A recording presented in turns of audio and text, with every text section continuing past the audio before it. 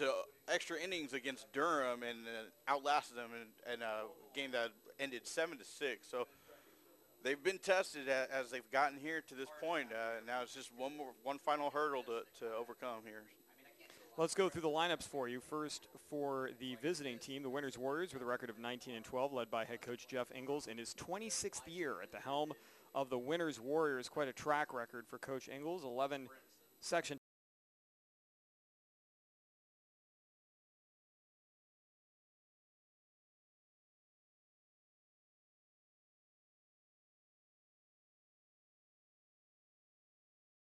Ray is at shortstop. He's batting first. Morgan Nicholas, the center fielder, will bat second. Adam Martinez, our second baseman, batting third.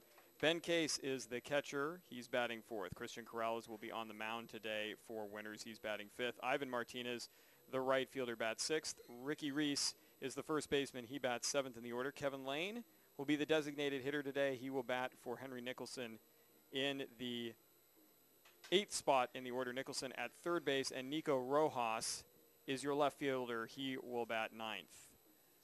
Meanwhile, Colusa defensively on the hill today. Ross Cervantes, the left-hander, will be pitching to Joe Farini behind the plate. Chad Elliott down at third. Riley DeWitt at shortstop. Lucas Correa, second base. Kyle Cervantes over at first. Hayden Bailey in left. Connor Herrick in center. Matt Stottlemyre in right field.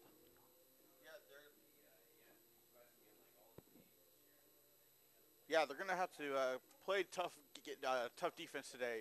The Red Hawks from Colusa have nothing but left-handed pitching, so it's going to be a steady diet of left-handed pitching that Winners is going to see up there. So if they have a lot of right-handed bats, they should be able to pull the ball and get jump on anything off speed and really pound it. Talking to the coach of Colusa, he's saying that they really don't have any overpowering pitchers. It's just kind of a pitch by committee, but like I said, they're all left-handers. With Ross Cervantes, sorry, there's triplets on this team for Colusa. Fortunately, not identical. Coach Eric Lay, the head coach for Colusa, telling us before the game that would have made that impossible. But Ross Cervantes, the first of the three triplets, who's going to get to the mound today. Right, and then if they're in trouble, they have his brother Kyle Cervantes over on first base that will be able to come in as well. One of the major highlights for Coach was the right fielder, Matt Stottlemyre, who was called up. He was a sophomore and has jumped into the role of being a leader, and it settled into it nicely.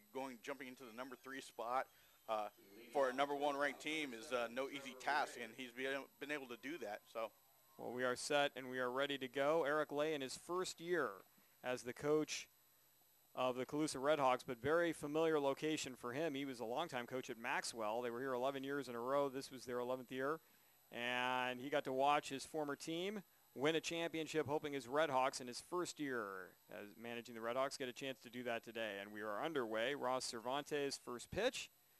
Our umpiring crew today, Rob Lawton, the home plate umpire, Wayne Nault down at first base, and Larry Oakes at third. The first pitch was a ball to Trevor Ray. Second pitch, and that is in there for strike one. There it is. Good pitch there.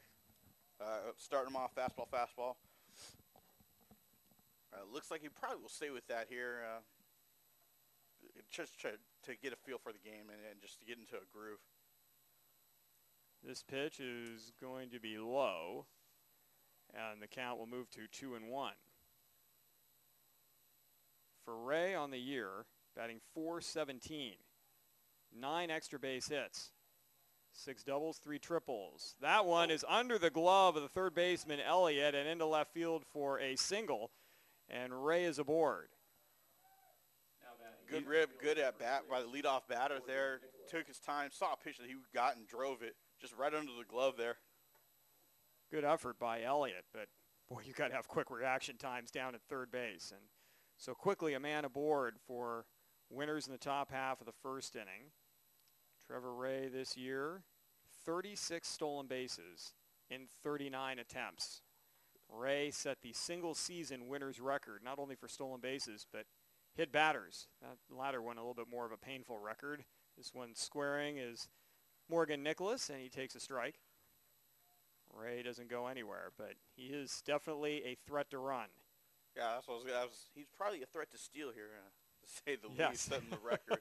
A little bit different, though, with a left-hander up there on the bump.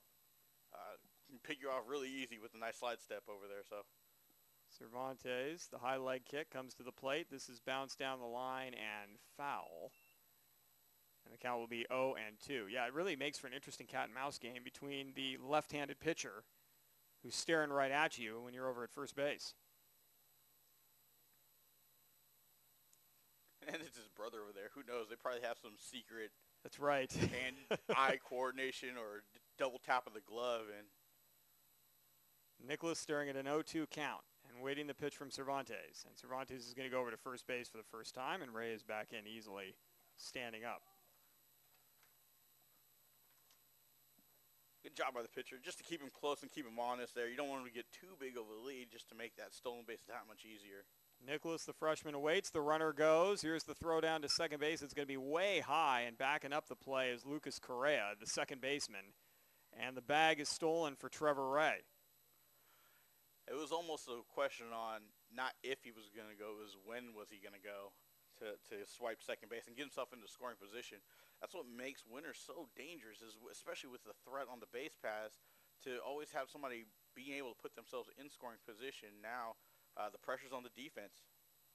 Nicholas batting 169 this year, but looking to get his bat on the ball, worst case, to that right-hand side, move the runner over to third, and that's exactly what he does. A three-hopper to Correa, who bobbles the ball, and Nicholas is going to do one better. He's going to reach.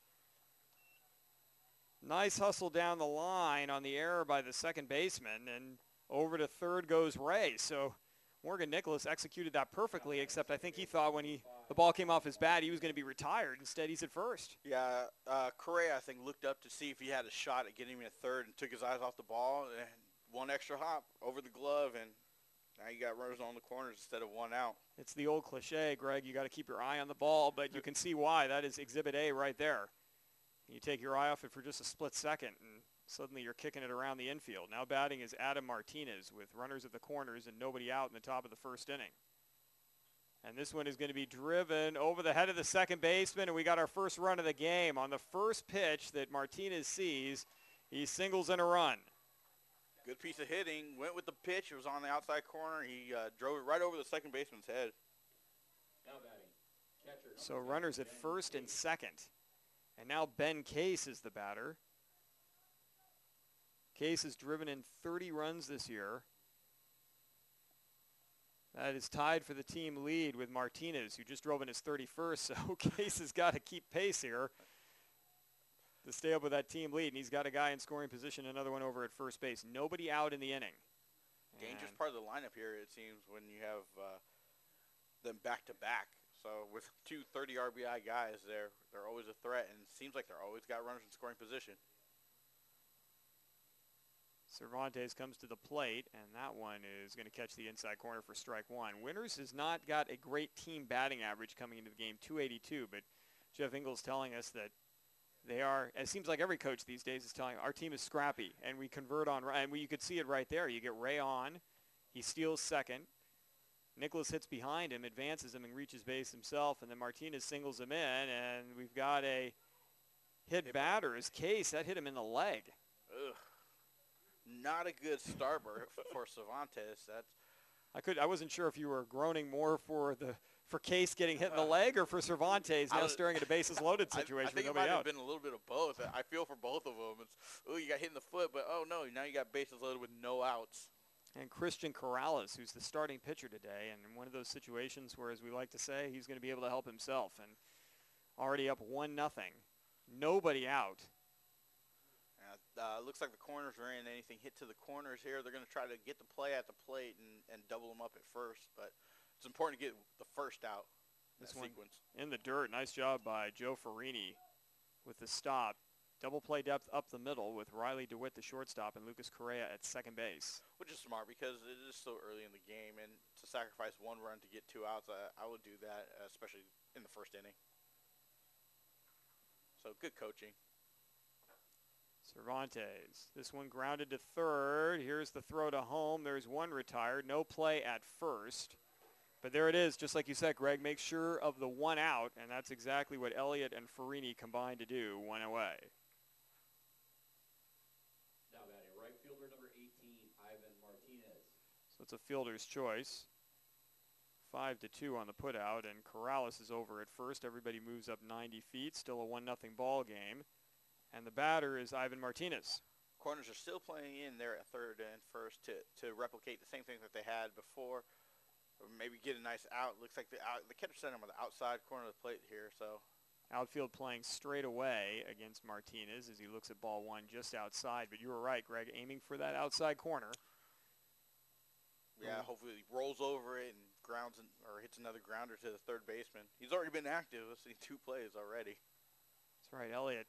Trevor Ray hit one right under his glove to begin the game for a single to left. Wind's picked up a little bit, blowing right to left. This one well inside and hit him. And Ivan Martinez is going to get a painful run batted in, but he'll take it. And the game is now a 2-0 score here in the top of the first inning with 1 out. And Coach Lay is going to head out to the mound to talk to his hurler.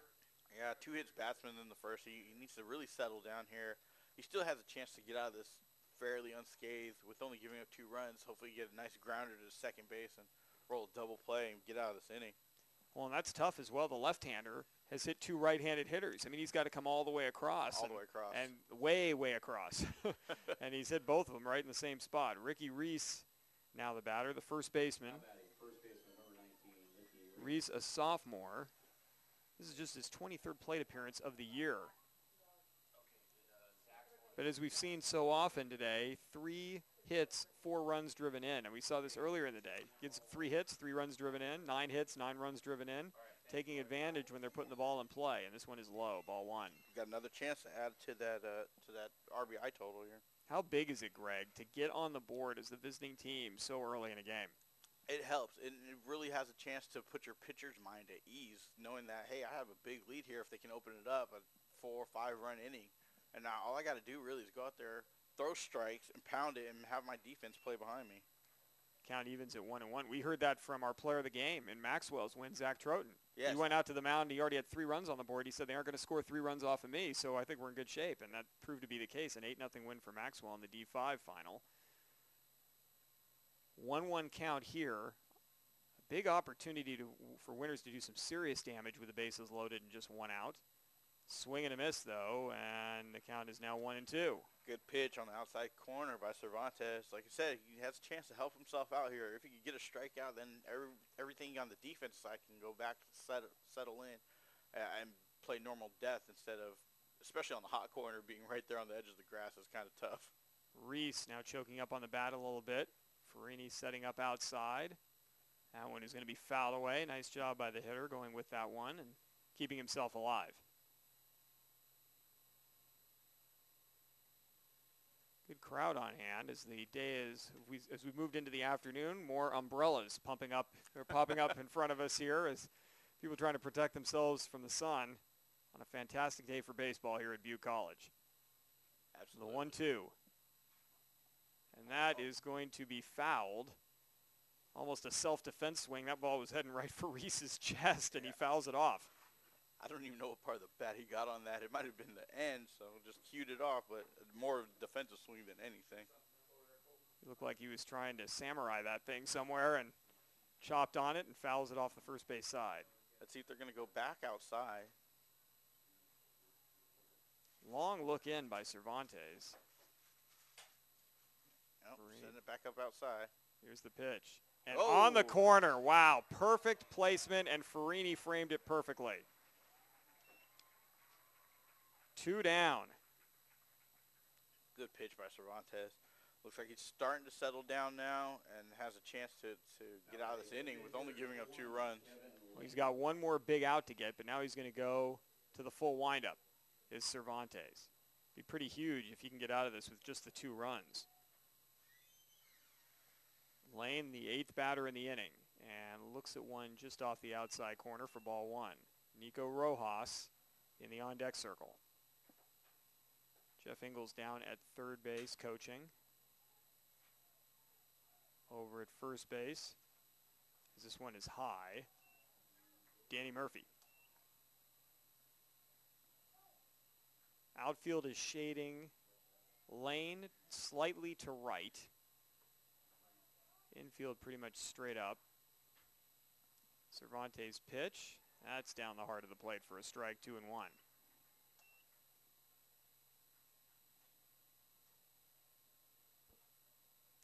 2 runs in, 2 outs in the inning.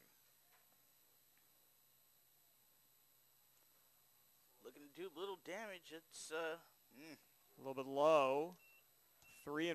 Well, now as a hitter, you really just want to zone in. You're looking for your pitch right here to put some good, in this case, aluminum on the ball, and to drive it. If it's nowhere in their zone, let it go. You have another pitch.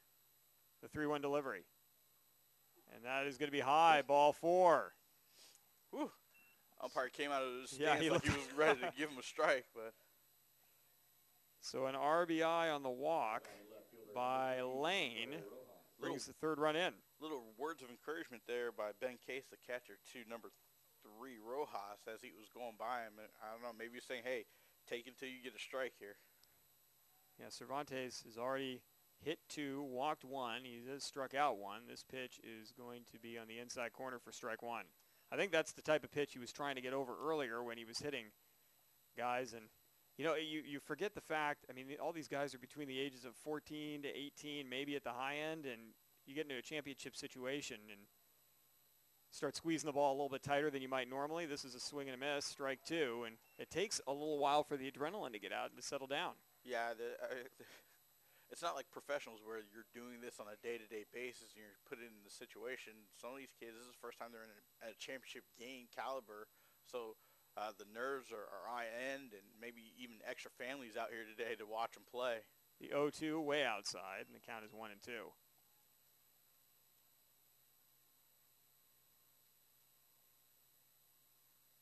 Three runs in, 2 hits in the inning. And Nico Case Winners has gone all the way through their order here in the top of the first. The 1-2. Fouled straight back. Whew. Thought that was coming right at us. Right.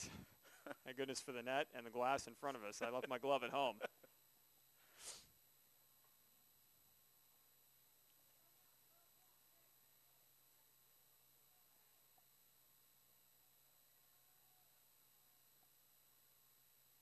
Cervantes on 1-2.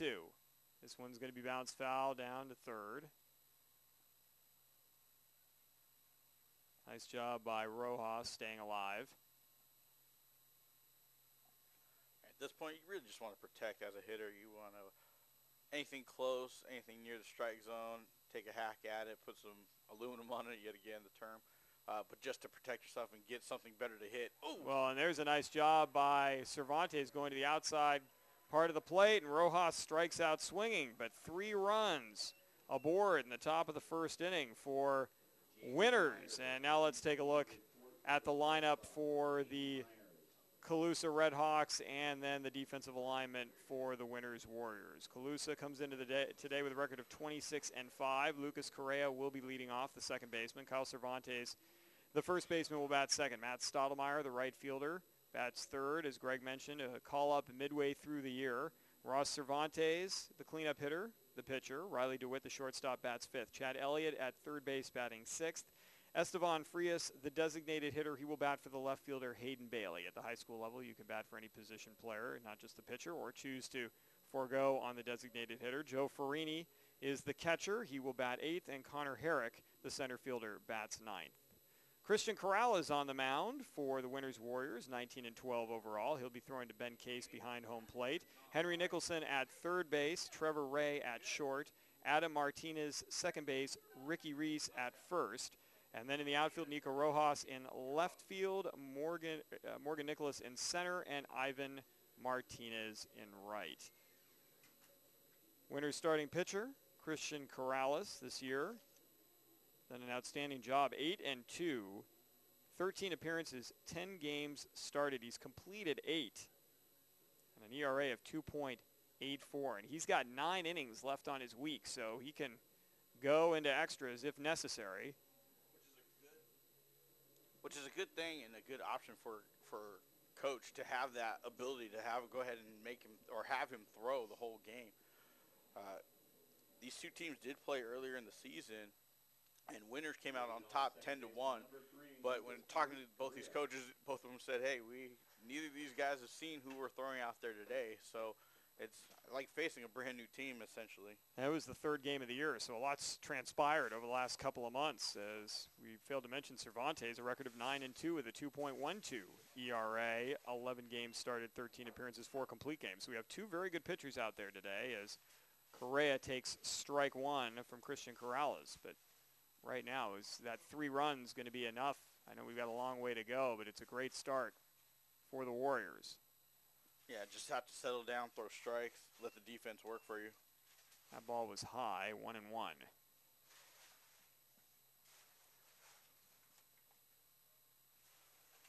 Pitch to Correa. That's going to catch the outside corner. Nice pitch there by Corrales, and the count is 1-2. That little late movement on that ball coming back across. Correa batting .305 this season. Most plate appearances on the team. That one is way in, and the count is 2-2 as Correa was trying to sell a hit batter, but if it hits you on the elbow like that, you got to exhibit a little bit of pain there too. So the 2-2 pitch. That is low and away, 3-2. Good job by the leadoff batter to go ahead and work the count, see some pitches, get the on-deck batter something to look at, and then he can go back and report back to the rest of the team, hey, this is what I saw. He threw fastballs, got a little late movement on it. His curveball is not really biting that much. So. And he draws a walk. So both teams' leadoff hitters get aboard exactly as it's designed from an offensive perspective, and Kyle Cervantes now the better. Cervantes, a senior, batting .380 this year, 22 runs driven in, and 7 extra base hits, 6 doubles. Only 1 home run hit this year by Colusa, and that was Estevan Frias. So extra base hits, doubles, triples, perhaps, but this one's way inside, and I think he's saying it got him. I think they are as well. Yep, Cervantes is going to head down to first base. Yeah, it looked like Correa had that base stolen though, actually, straight up. So a lot of nerves on the mound, you would say, for both of these pitchers. We've had 3 batters hit in the first inning. We haven't even completed the full first inning. We've had 2 walks combined. And the batter is Matt Stottlemyre. And Stottlemyre has been outstanding since coming up midway through the year, batting .433, 11 doubles to lead the team, 23 runs batted in. He's got a guy in scoring position right now and another over at first base. The first pitch, and that is right down the middle for strike 1. And whew, I think Stottlemyre would like to see that one again. He stepped away from the plate on that and looked like, boy, I wish I didn't have the take sign on that first pitch because I would really like that one back. Yeah, take a deep breath on that one. Time called.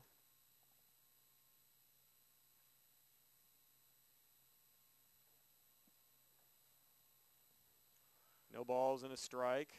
Yeah, I was going to say earlier, it looked like the outfielders were playing really in, but now they've all taken a few steps back a little bit deeper. Stottlemyre showing bunt, and he lays it down right in front of the mound. It's kicked by Corrales, and then he throws it down into right field away from the second baseman Martinez. One will come around to score, and it's a 3-1 ball game. Runners move to second and third. I love when a sacrifice bunt turns into a double, essentially. So the error by the pitcher brings in 1, and now Ross Cervantes is the batter, and Jeff Ingles is going out to the mound for a conference.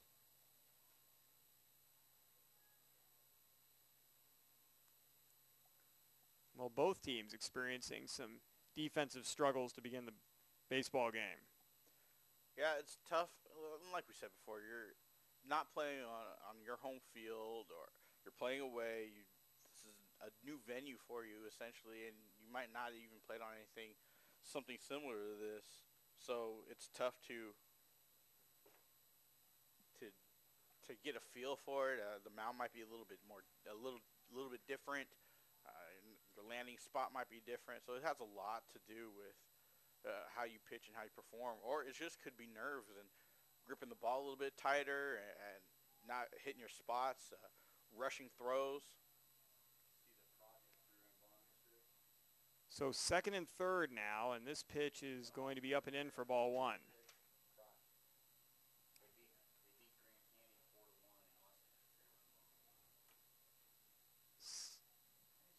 Nobody out in the inning. Ooh, fourth hitter. And a tough situation for Christian Corrales. And now Corrales has to work out of a tough jam, just like Cervantes did. This is a floater. Oh, this is going to land. Yep, just be over the head of the first baseman, and that'll drive in another run. Everyone held up to make sure it wasn't going to be caught. So runners advance 90 feet, and they're 2 runs in, and that is just the first hit of the game for Colusa. They have yet to record an out. So an RBI for Cervantes. And they're right back in this game. They are. And now that gives a huge boost to Colusa, especially when you're going to go back out there on defense. I mean, you still have no outs here in this inning, but when you go back out on defense, you're like, hey, we can hang with these guys. All we got to do is execute and perform the way that we know how to play, and then we can stay in this game against these guys. So now the batter is Riley DeWitt. DeWitt, the shortstop. With runners at the corners, we'll see if Cervantes is on the move. A 3-2 ball game. He's got a good lead over there at first. Runner at third is Stottlemyre. Here's the pitch, and that is up and in for ball one. Corrales still looking like he's trying to find a solid release point. Similar to what Cervantes was struggling with in the first inning for Colusa. And he's calmed down, just relax, and that one's high, and it strikes me, and Greg, correct me if you think I'm wrong here, but it almost looks like Corrales is aiming right now. Yeah, he's aiming, not really throwing, or not, well, in this case, the term is aim, or throw, don't aim the ball. When you try to aim it, you're starting to try to nitpick and put it in the perfect position. Whereas when you just throw the ball, similar to what he just did there, it just comes out of the hand naturally. 2-1. I like to think DeWitt, he had the hold sign, but now he's probably, if you see something you like, give it a rip. Got the signal from third base coach Sonny Botaluca, and a swing there by DeWitt. You're absolutely right, Greg. Russ Gardner down coaching first base for Colusa. 2-2, count is even on DeWitt. Chad Elliott awaits on deck. Looks like Cervantes got a little bit bigger lead this time. He might be on the move. Outfield shading DeWitt to left. This pitch is going to be lifted into foul ground. Playable, though, for Reese, and he catches it in foul territory for the first out of the inning. And that sound you heard was a sigh of relief from Christian Corrales, because that first out proved to be a big one, or certainly a tough one to get. So a pop out to first. And Chad Elliott is the batter. Elliott, a junior, batting .275. He's driven in 10 this year, 3 doubles of his 14 hits. Yeah, he's already been in action on the defensive side, too, playing third base. He's already seen a couple balls. That can get you right in this game, though, in the zone, and good eye. First pitch, ball one.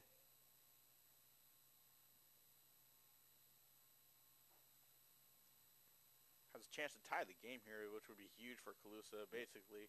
If you come out of this even. That one's popped high in the air on the infield.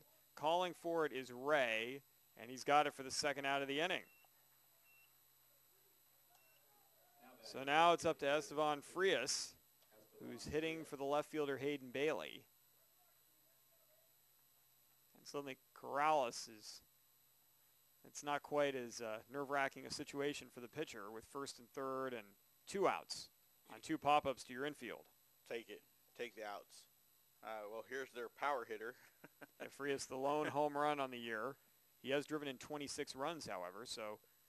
And there's a drive to left. Could be in the gap. Rojas, it's going to be over his head. That easily gets 1 in and could get 2. Here comes around third Cervantes, the throw to the plate. A great throw. Does he beat the tag? Yes.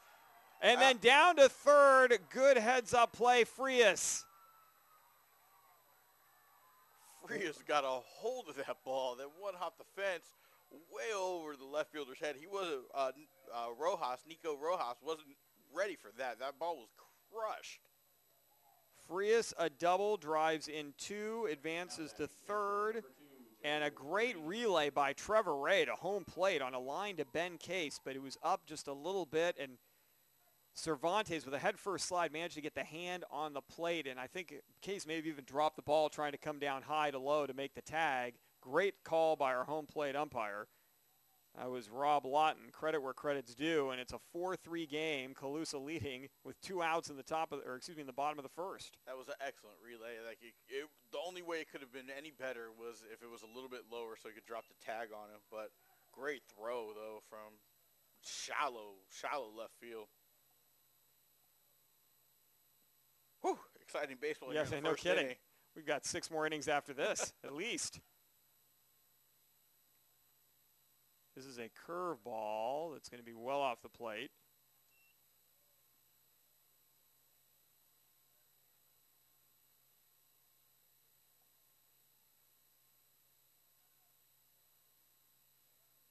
This pitch is going to be up, and it's 2-1. Joe Farini is the batter. Farini batting .271. He's driven in 19 this year, 5 doubles.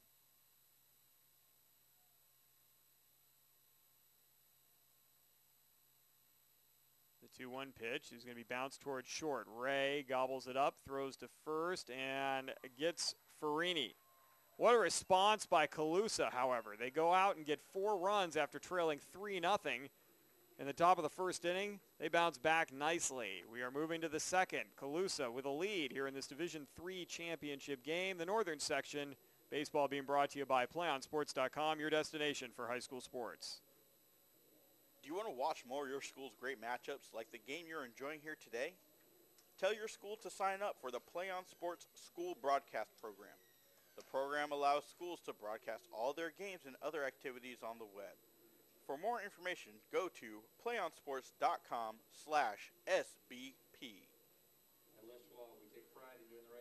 Well, it's deja vu all over again for the Winners Warriors. We're right back to the top of the lineup, and it'll be Trevor Ray, Morgan Nicholas, and Adam Martinez to face Ross Cervantes. And we'll see how Cervantes settles down after that first inning. I mean, he walked off the mound after the first, saw all 9 batters, Greg, was trailing 3-0.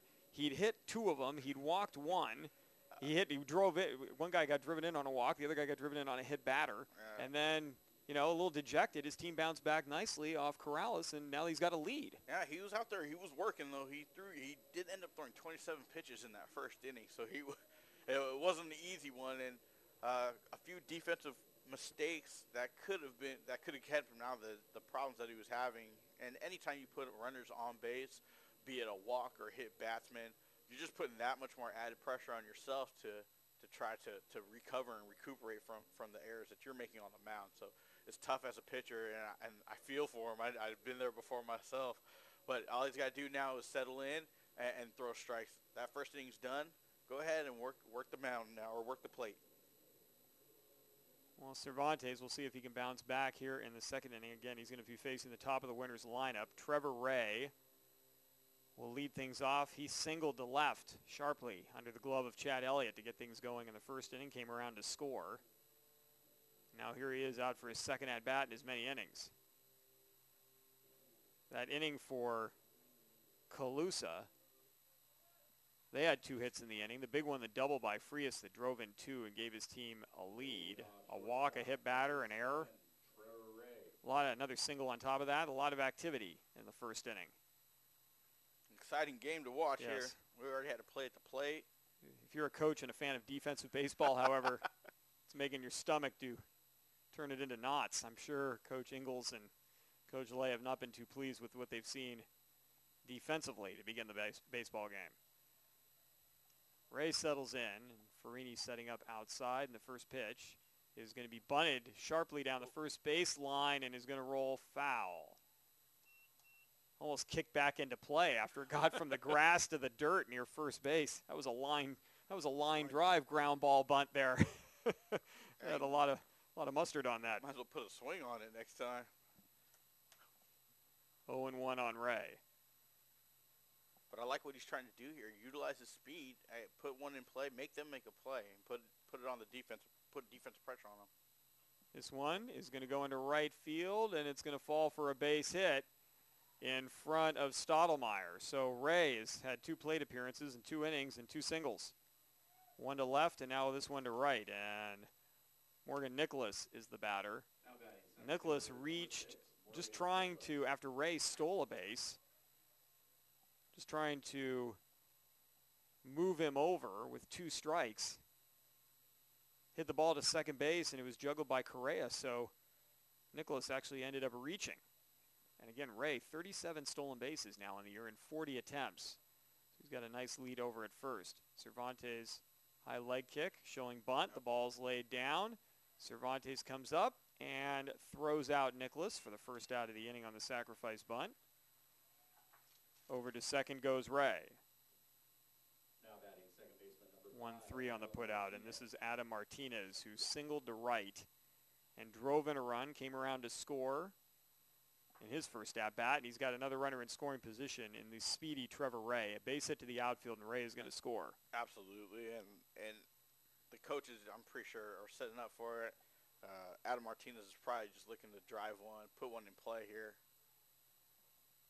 Who knows? Ray might even take off here and try to steal third. This ball is low. Well, it certainly helps the hitter when you've got a guy like Trevor Ray on base, because if the pitcher's really concerned, he's going to want to get the ball up to the plate in a hurry. He's going to be rushing his delivery, which will put balls out of the strike zone, or he's going to try to throw more fastballs. Yep. And then, especially if you're a 3 or 4 hitter, that's a pitch you like to see. This one is going to dart inside and miss low, 2-0.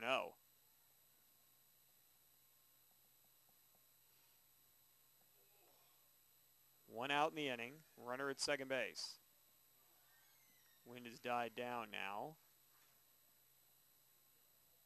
DeWitt trying to keep Ray close at second. Here's the pitch. That is going to catch the outside corner. Yeah, I was going to say, it's 2-1. Nice little cat and mouse game there between DeWitt and Ray. DeWitt trying to get Ray to get back towards the bag versus getting any more lead towards third base and maybe keep him there. Ray's going to go. This one's going to be hit up the middle. Ray is going to get to third. Here's the throw over from DeWitt. And Martinez is retired. So they're 2 down, and the runner is now 90 feet away. Nice strong throw by DeWitt for the second out. Yeah, good play. He recognized that Ray took off to steal third, and he rounded third. I thought he was going to go, but kept an eye on it and made sure that he slowed up and stopped there at third to make the throw at first. Ben Case, the batter, and he was hitting the leg his first at-bat, came around to score. The last run in the inning, and here comes Ray to home plate as they went out of the windup, and Ray is safe. He is stolen home. Wow. I don't even know what to say. That was gutsy on the part of Ray, but he saw something he liked and took off. As Cervantes was going from the full windup, and Ray said, all right, I'll see your windup, and I'll see you a steal of home. And we're tied at 4. Whew. Dangerous play, though. I'm glad they had it worked out, because if Case took a swing, that might have been lights out for Ray. Right guy to do it with, though, a right-handed hitter in the box. Yep. Farini somewhat screened. And honestly, I don't think Farini or anybody – oh. And here's a ball hit into right center field, and that's going to fall for a single. So Case is aboard with 2 outs. What a great play by Trevor Ray. His 38th stolen base of the year. He's got 2 in the game, and that one home plate ties it up in the second. Yeah, I was just about to say, too, I don't think anybody told Farini that Ray was coming home, because it looked like he caught the ball and then was like, he's coming home. And he jumped out there and got the tag on him a little bit too late. Caleb Wise is going to run for Case, who's the starting catcher. So he'll get geared up for the bottom of the second inning. And Wise will run with 2 outs. Well, everyone looked a bit shocked as far as Colusa was concerned. Cervantes, I think he did a double take as he was delivering the ball to home plate on that steal. Here's a throw over to first base, and Wise is in easily. Nobody expected that. I thought Ray was just taking a couple of steps just to fake a go of home, but nope, he'd committed. He took off. Yeah, he saw something, like you said before, and they capitalize on it. This pitch is low, ball 1. Keeping an eye on Wise. He has 7 stolen bases this year in 8 attempts, so a high percentage and could be a threat to run. And why not? With 2 outs, get a guy in scoring position. Worst case, your 5-hitter, and Christian Corrales is up to begin the next inning. Yeah, if you get thrown out. Not really big lead over there by Caleb Weiss, though. So Corrales grounded into a fielder's choice. With the bases loaded, a ball hit to Elliott at third. He came home, and Corrales ended up over at first base. This pitch is going to be in for a strike. 1-1. good job by Ray manufacturing a run, though, to bring this game, knock this game right back up, all tied up at 4. Especially with 2 outs and your cleanup hitter up. I mean, there was a lot of things that were playing percentages against stealing home there. Cervantes on 1-1, outside corner, strike 2. Great pitch. Good pitch. That's one of his best pitches of the day so far. Once again, low outside away at the knees, just right over the black of the plate there. Tough for a hitter to pull the trigger on that. Cervantes trying to get out of this. Farini sets up outside and just missing away. 2-2. Boy, Farini is very, very good at being still when he receives the ball. You notice that? I mean, that time he had to reach a little bit, but there have been a few that might have been just a bit off the outside corner, but because he's still and keeps his glove still and frames well, he's bought a couple of strikes. Now he's setting up inside on 2-2. The runner goes. The ball is up in ball 3, and Wise down to second base. Yeah, no throw at all. I think they thought they were going to get the called strike 3 right there. No throw by Farini. At least he wanted to give the umpire a good look and not block him. The count is full. Farini sets up outside. Cervantes to the plate. This one, strike 3, and there's exactly what I'm talking about. That ball may have been a little bit further off the plate, but Farini was still, frames it well, and Corrales strikes out looking. 1 run across. We move to the bottom of the second inning. We're all tied up, folks, and there's been a lot of fireworks here in this Division III championship game. Don't go anywhere. You're following the action here on PlayOnSports.com, your destination for high school sports. Play on Sports is on Facebook and Twitter, giving you news and information and links to great highlights. Follow us at Play on Sports on both Facebook and Twitter. You can also access thousands of live and on-demand games on YouTube at youtube.com/playonnetwork. Keep up with all the high school action every week from your destination for high school sports, playonsports.com. Jeff Kurtz alongside Greg Olivier. We're with you throughout the day here at Butte College. As we get ready for the bottom of the second inning, it'll be Connor Herrick, and then back to the top of the lineup for Colusa, Lucas Correa, Kyle Cervantes. As Corrales came out for the first inning up 3-0, left down 4-3, comes out now tied at 4. And Connor Herrick, who will be stepping in just a moment, is senior, batting .292 this year. Just 1 extra base hit of his 21. He does have 18 runs batted in, but as we mentioned, only 1 home run all year by Colusa. So unless Connor Herrick is going to go yard here, all of a sudden he's not going to get a run batted in. But he certainly can get his team rolling in the bottom of the second inning. Yeah, just keep the momentum going. Yep. You guys had very good momentum. Did a good job defensively when you went out there. I mean, Trevor Ray is lightning in a bottle, essentially, and took off and swiped some bases there and got this game tied up for winners. But this one, first pitch, a 1-hopper to the shortstop, Ray. Here's the throw over, and there's 1 down as Herrick is retired 6-3. Now batting second baseman number 3, Lucas Correa. So we move back to the top of the lineup, and Lucas Correa back up. Correa walked and scored to begin the baseball game for Colusa. yeah, good at bat last time. Took a lot of pitches. Saw pretty much everything that Corrales had. Correa is going to take a first pitch high in the air, foul territory, left field, heading toward the fence. It's going to be bouncing in front of the fence, and as my broadcast partner said, careful, guys. No one wants to flip over the rail there, and it's strike 1. Yeah, getting close to that rail there. Safety first, Safety guys. You were almost ready to go over me and throw your body out there between those guys in the fence. 0-1, 1 out. Bottom of the second inning. And as I say, good at bat for his first time up. He goes ahead and swings at the first pitch in this at bat. But must saw something that he liked. And this one is going to be fisted to third, one hopper to Nicholson, and his throw over a little bit low, but a nice grab by Reese, and Correa retired. 5-3, and they're 2 outs. It's Kyle Cervantes now set to hit. Cervantes was hit by a pitch and then scored in the first inning. Christian Corrales seems to settle down now. He looks like he's really in a groove there.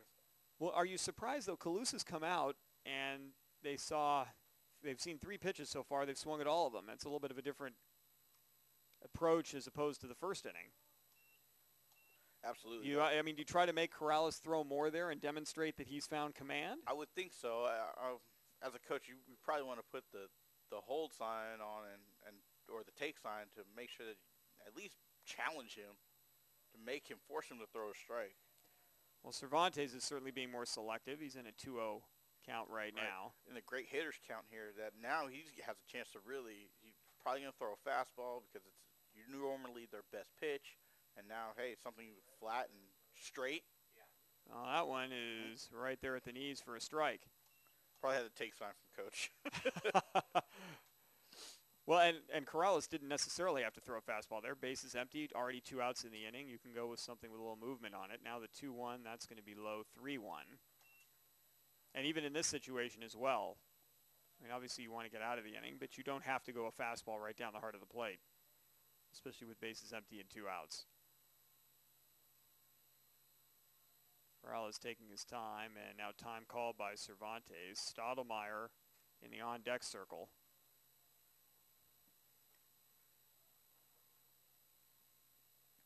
This has been a good approach to this at-bat by Kyle Cervantes. So you always like to see these get rewarded.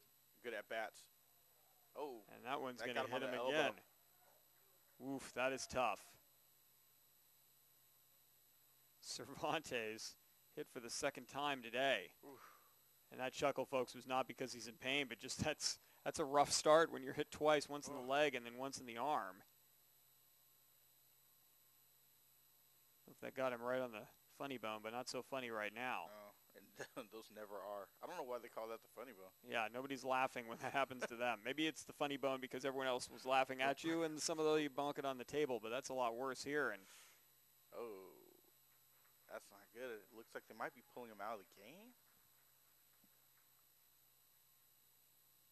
Well, we'll see. We'll get to it when there's a runner on with 2 outs, and Stottlemyre will be coming up.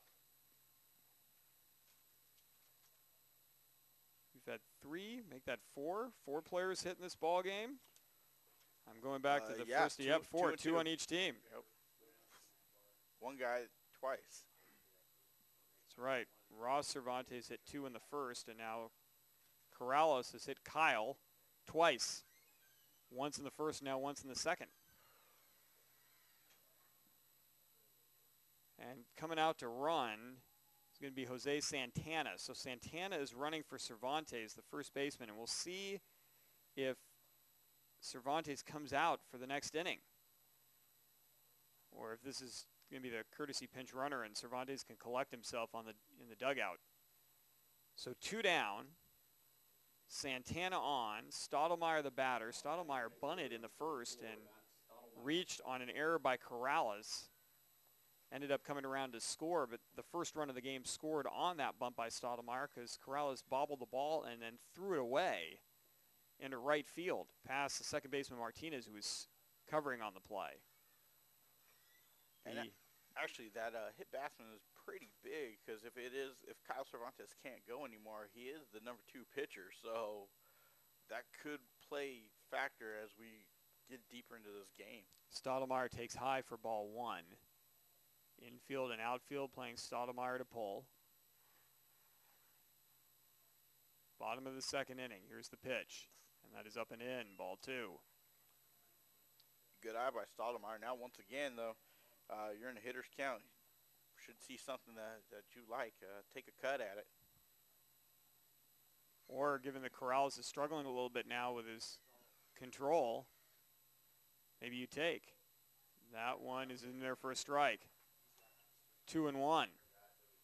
But, you know, we go back to the first two hitters in the inning. Herrick swings at a first pitch. Correa swings at the first two and grounds out. Then you get Kyle Cervantes, who works the count deep, gets hit. And now Stottlemyre with a 2-1. And that one is on the outside corner for strike two. Good pitch, good battle back by Corrales here to come back and hit his spots and get two quick strikes. Now you're in control of this count. Now you can throw anything you really want, especially establishing that outside corner. Anything that's dipping or diving away, he might chase and an easy strikeout. That one is going to be low, and the runner's going to go, and the runner is out by a mile. Santana doesn't even get the opportunity to slide. What a throw by Case. And that ends the second inning. So Santana retired on the steal attempt. And we move to the top of the third with the score knotted up at 4 in this Division III championship game for the Northern section. You're following the action at Butte College right here on PlayOnSports.com, your destination for high school sports. Play on Sports will have live coverage of the Northern section track and field finals on Friday, May 24th. You can also watch highlights from the championships of every spring sport in the Northern section on PlayOnSports.com. Don't forget to check the Play on Sports broadcast schedule page for information on all of our upcoming broadcasts from around the Northern section and beyond. The spring championships are here only on PlayOnSports.com. As we move to the top of the third inning, it'll be Ivan Martinez, Ricky Reese, and Kevin Lane to bat against Ross Cervantes. And Hayden Bailey is out at first base for Kyle Cervantes. So Hayden Bailey is out there right now, and he's moved from left field. And into left field goes Santana. So Santana is going to stay in the game after Cervantes was hit on the elbow. That was Kyle. Ross still in the game on the pitcher's mound. There are a lot of Cervantes to choose from. It's triplets on this Colusa team. And as we mentioned at the top of the broadcast, Coach Lay telling us before the game, thank goodness they weren't identical, because that would have been impossible. So Hayden Bailey now over at first base, and Jose Santana in left field. And the leadoff hitter in the inning, this is Martinez. Martinez scoring after he was hit by, drove in a run after he was hit by a pitch, stranded at second base in the first inning.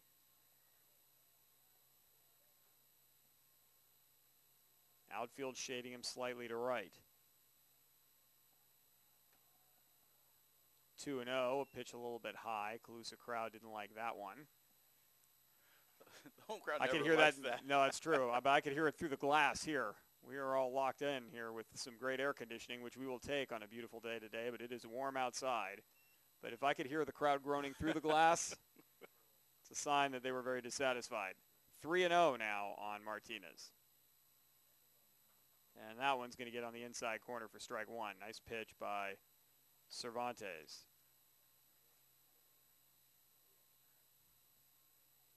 This has not been an easy road for either one of these two pitchers, even for Corrales last inning, not surrendering a run, but a hit batter and going deep in a count. He would have been at 3-2 as this pitch is going to be on the outside corner for strike two. He would have been at 3-2 because that last pitch was a ball that Santana was stealing on. He was thrown out. Just a good play by Ben Case, who had him before he could even start his slide. Yeah, dead to rights there. This one is going to be bounced to third. Two-hopper. Nice job, Elliott, staying back on the ball. The long throw is going to get away from Bailey. Into the corner, and heading over to second base goes Martinez. Boy, and you already see the loss of Kyle Cervantes, who a little bit taller than Hayden Bailey might have been able to stretch and get that baseball, but Bailey leaned and couldn't come up with a play. It got by him, and over to second base goes Martinez. Hard to tell there if that's an error on the third baseman on the throw. I'm thinking probably because it was a little bit in the dirt. Yeah, that would be E5 there. It was just a little nonchalant on it. 2 double pumps into the glove before he let that go. And Reese squaring to bunt. At the moment, then he pulls back and he swings and misses. Strike 1. So a runner in scoring position. Winners looking to get the lead back that they had in the top of the first inning. Reese to be followed by Lane and then Nico Rojas.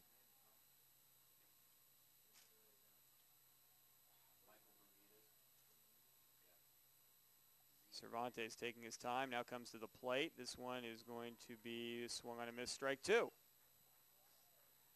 Cervantes looking for a big strikeout here. He's got 1 in the game. It was Reese looking in the first. Excuse me, he's got 3 in the game, I should say. 3 in 2 innings. Reese just one of the victims. This one's going to be fouled off the end of the bat into the on-deck circle of winners on the first base side.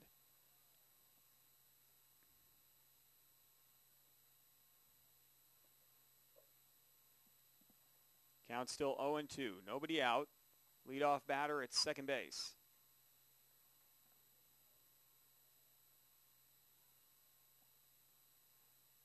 Farini sets up outside. This pitch is going to go towards the middle of the plate into left field. Santana over to his left makes the catch, first out of the inning. And back to second base goes Martinez. So 1 down and the batter is Lane. Lane walked and in doing so drove in a run in the first inning. So no official at-bats yet, and RBI for Kevin Lane. Lane batting for Henry Nicholson, the third baseman. Getting his coach or getting his signs from coach here. Yeah, Coach Ingles in the third base box.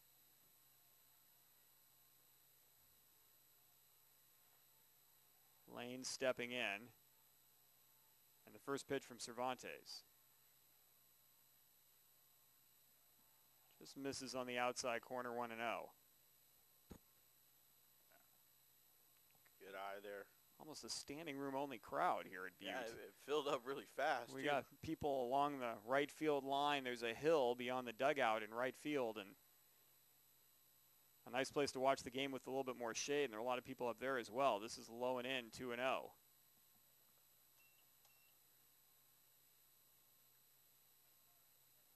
Yeah, Lane's probably going to get the take sign right here all the way.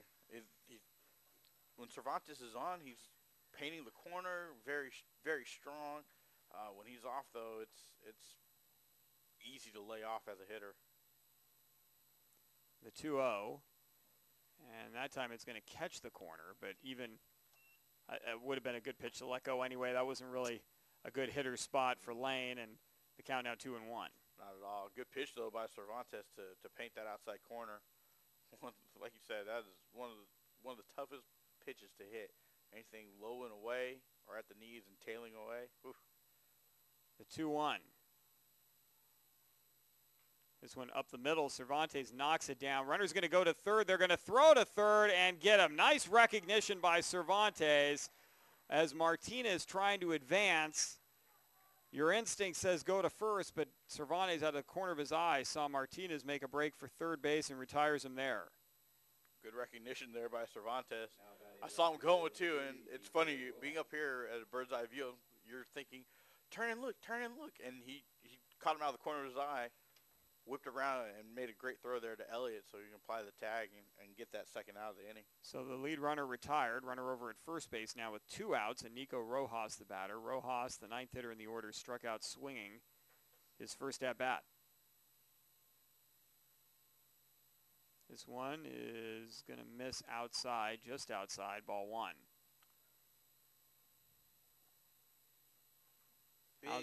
Sorry. Go ahead. I was just going to say a good chance for Cervantes to go ahead and get out of this inning unscathed and put up a 0 on the scoreboard, get his team in there to hit and add some runs and give him a lead again. Especially given there was a runner at second base on the error with nobody out, and you're able to get out of it without giving up any runs.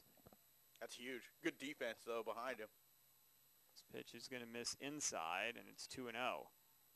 Both pitchers struggling with their control a little bit, finding themselves in a lot of hitters counts. Yeah, 2-0, 3-0. As a hitter, you're salivating. That one is going to be on the knees on the inside corner, 2-1. Again, another one of those pitches, though, where if you're Rojas taking a strike on that, I mean, what are you going to do with that thing? You're going to dribble it to Chad Elliott at third base for the third out of the inning. So exactly. Rojas chokes up on the bat a little bit. Cervantes is going to throw over to first, and diving back is Lane.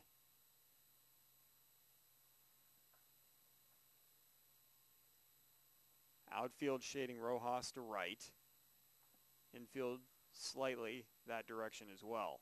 Cervantes comes to the plate, and Rojas is going to foul it off the end of the bat. And looked like he stepped out. He stepped towards third a little bit on that swing, and I don't know if that's because he was fooled by the pitch. He was fortunate to just get even a piece of the bat on the ball. All right, good. I was like, did I just see that? All right, yeah, I did. Okay. Yeah, he stepped out. Not traditionally, you want to step back towards the plate or back towards the pitcher to get your power base to go that way. When you step out like that, you lose all your power. And he did the same thing again and swings and misses on a curveball for strike 3. So Rojas retired on strikes, and Cervantes does a nice job avoiding trouble. And we stay tied at 4 as we move into the bottom of the third inning here on PlayOnSports.com, your destination for high school sports. Do you want to watch more of your school's great matchups like the game you're enjoying here today? Tell your school to sign up for the Play on Sports School Broadcast Program.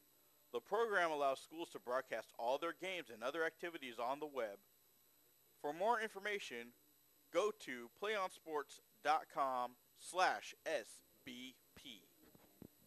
As we move to the bottom of the third inning, it's the heart of the order for Colusa. Matt Stottlemyre, Ross Cervantes, and Riley DeWitt are the scheduled hitters. Stottlemyre was at the plate with a 2-2 count when Jose Santana, who was running for the injured Kyle Cervantes, tried to steal second base, and Ben Case threw him out easily. So Stottlemyre, who's already seen a number of pitches now from Corrales, 5 in that last at-bat, and a few in his first when he reached on an error and came around to score. He's now heading back up there again. Yeah, I mean, it's almost like a third at-bat already through the first 3 innings for Stottlemyre. I mean, you're getting a really good look at the pitcher. For the most part, yeah. And you've probably seen everything he's able to throw. You've seen him for strikes. You've seen him for balls. So there should be no fooling him at this point. But as we're saying, excellent job pitching by Cervantes to get out of that inning and to avoid the top of the lineup, which has actually hurt him the most in this game. So Stottlemyre was taking his time getting up to the plate. He was staying in the on-deck circle, and Sonny Betaluca, I don't know if he's got a early dinner appointment or something like early dinner reservation. He's like, let's get going. Come on, step into the box. We're all waiting on you. That pitch is going to be inside, ball 1.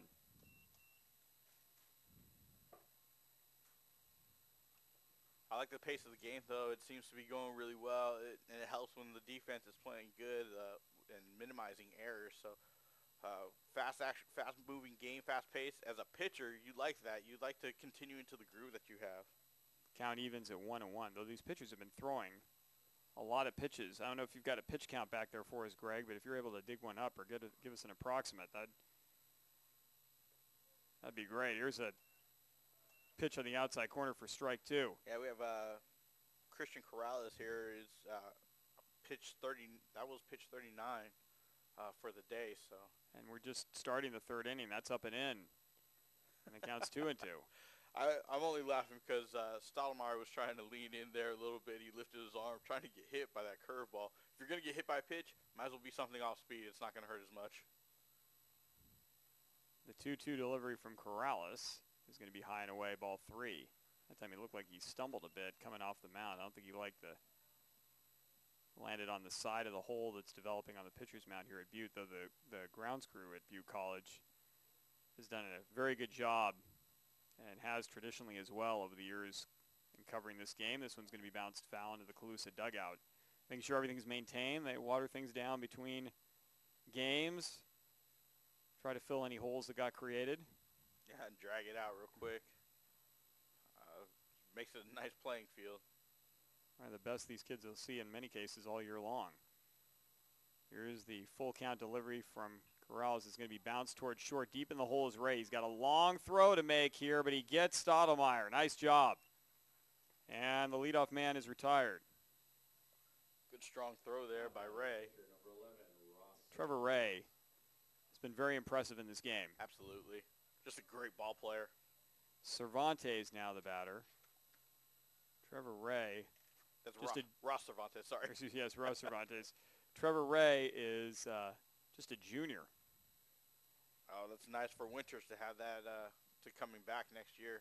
Ross Cervantes singled, drove in a run, and scored in the first inning. He singled to right, and he's going to take one low and in for ball one.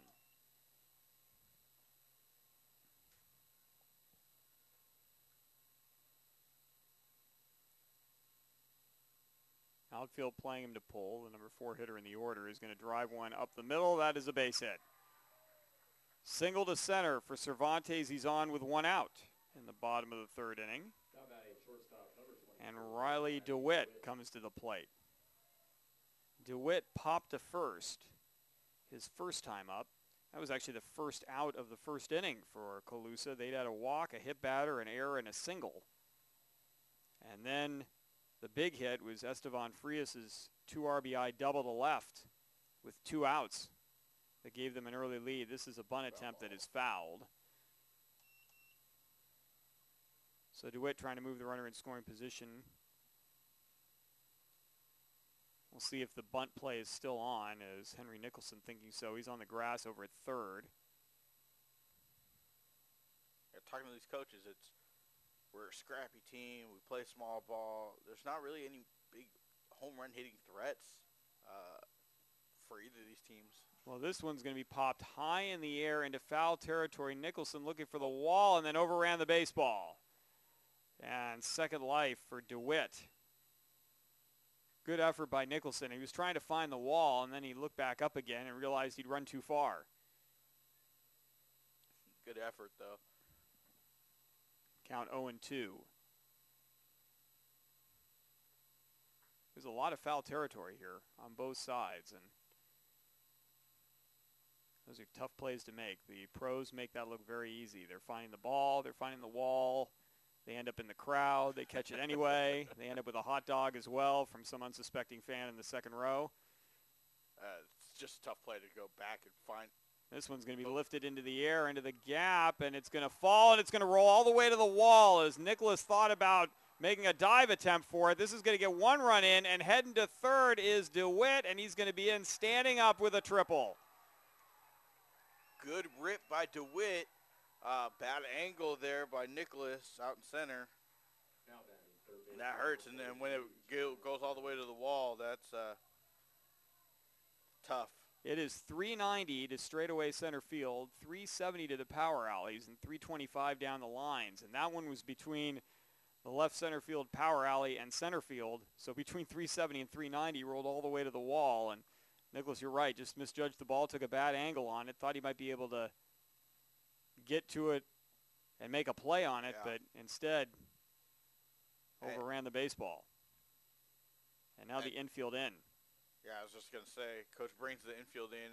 Looks like they're going to try to hold the runner here with one out to third and get that out at first. Chad Elliott, the batter. Elliott popped to short his first time up.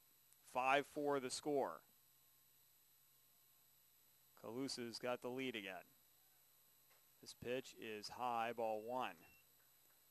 Nice job by DeWitt.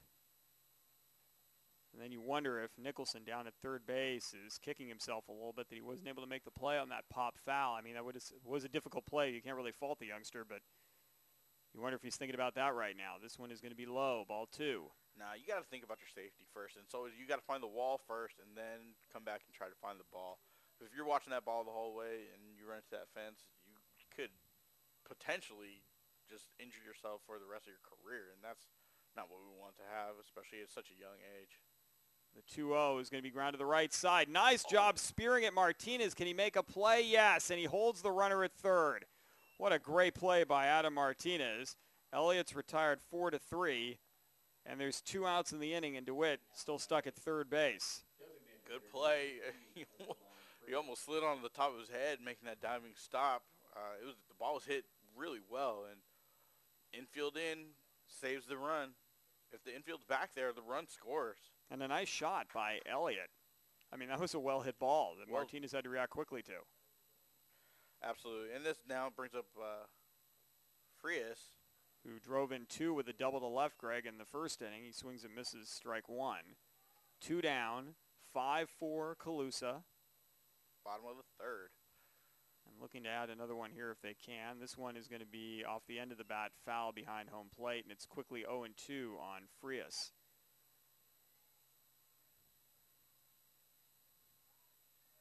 Frias had 26 runs batted in, tied for the team lead with Correa, and then hit that ringing double to left in the first inning.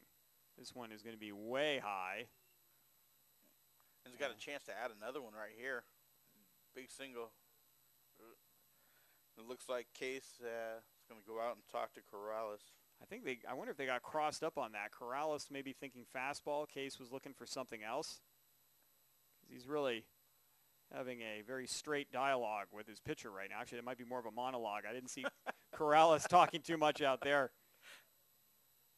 Case saying, let's review it. Your catcher can get somewhat irritated if you miss a sign and he's thinking something in the dirt and you throw it upstairs. Frias choking up on the bat now with a count 1-2. This one is well off the plate. Gets away from Case. Here comes to home plate. The throw, and in there safely is DeWitt. Nice hustle by Riley DeWitt on the wild pitch. Way to read the ball in the dirt by DeWitt. Saw it bounce and get away from Case and then took off. That's what you got to do. You got to make up your mind and then just go with it. And a tough play for Corrales covering as well. He had to catch that ball and then try to sweep all the way back across. And a nice job by DeWitt sliding in there, and it's a 6-4 ball game. And now Frias with a 2-2 count and nobody on is going to foul one off the end of the bat into the winner's dugout. The count remains 2-2 with 2 outs. Yeah, Corrales really working here. He's up to 16 pitches here in the inning, so it wears on a pitcher. And this one is outside 3-2. Again, he came in with 9 eligible innings. You can pitch 10 innings in a week. In the northern section, it varies section to section, and he came in having only pitched 1. Now trailing 6-4. This is fouled straight back. Good cut. Count stays 3-2. That's one thing with Estevan Frias. He's not going to get cheated his swing. No, you can tell. Batting .391 this year coming into the game. 34 hits to lead the team. And this one is way outside, ball 4. Good at bat considering that he started at bat 0-2. That's right. So and he's on for the second time in the game, and now Joe Farini the batter, and Farini grounded to short in his first appearance. Now batting catcher, number 2, Joe Farini. Yeah, Corrales needs to just put that out of his mind, relax here, make a good pitch, and get the final out of the inning so they can get back and get the sticks going. We're in the bottom of the third, and there has been a lot of activity. 10 runs already in the game, and we haven't even completed 3. Corrales from the stretch delivers outside. Ball 1. And keep an eye on Ben Case's arm. He's got a pretty good one. You don't want to stray too far if you're Frias over at first. Nah, and it looks like he'll throw back behind you too. So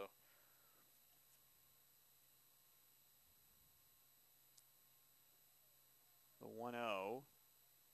Low 2-0. And all of a sudden, Corrales, after he went 0-2, having trouble finding the plate.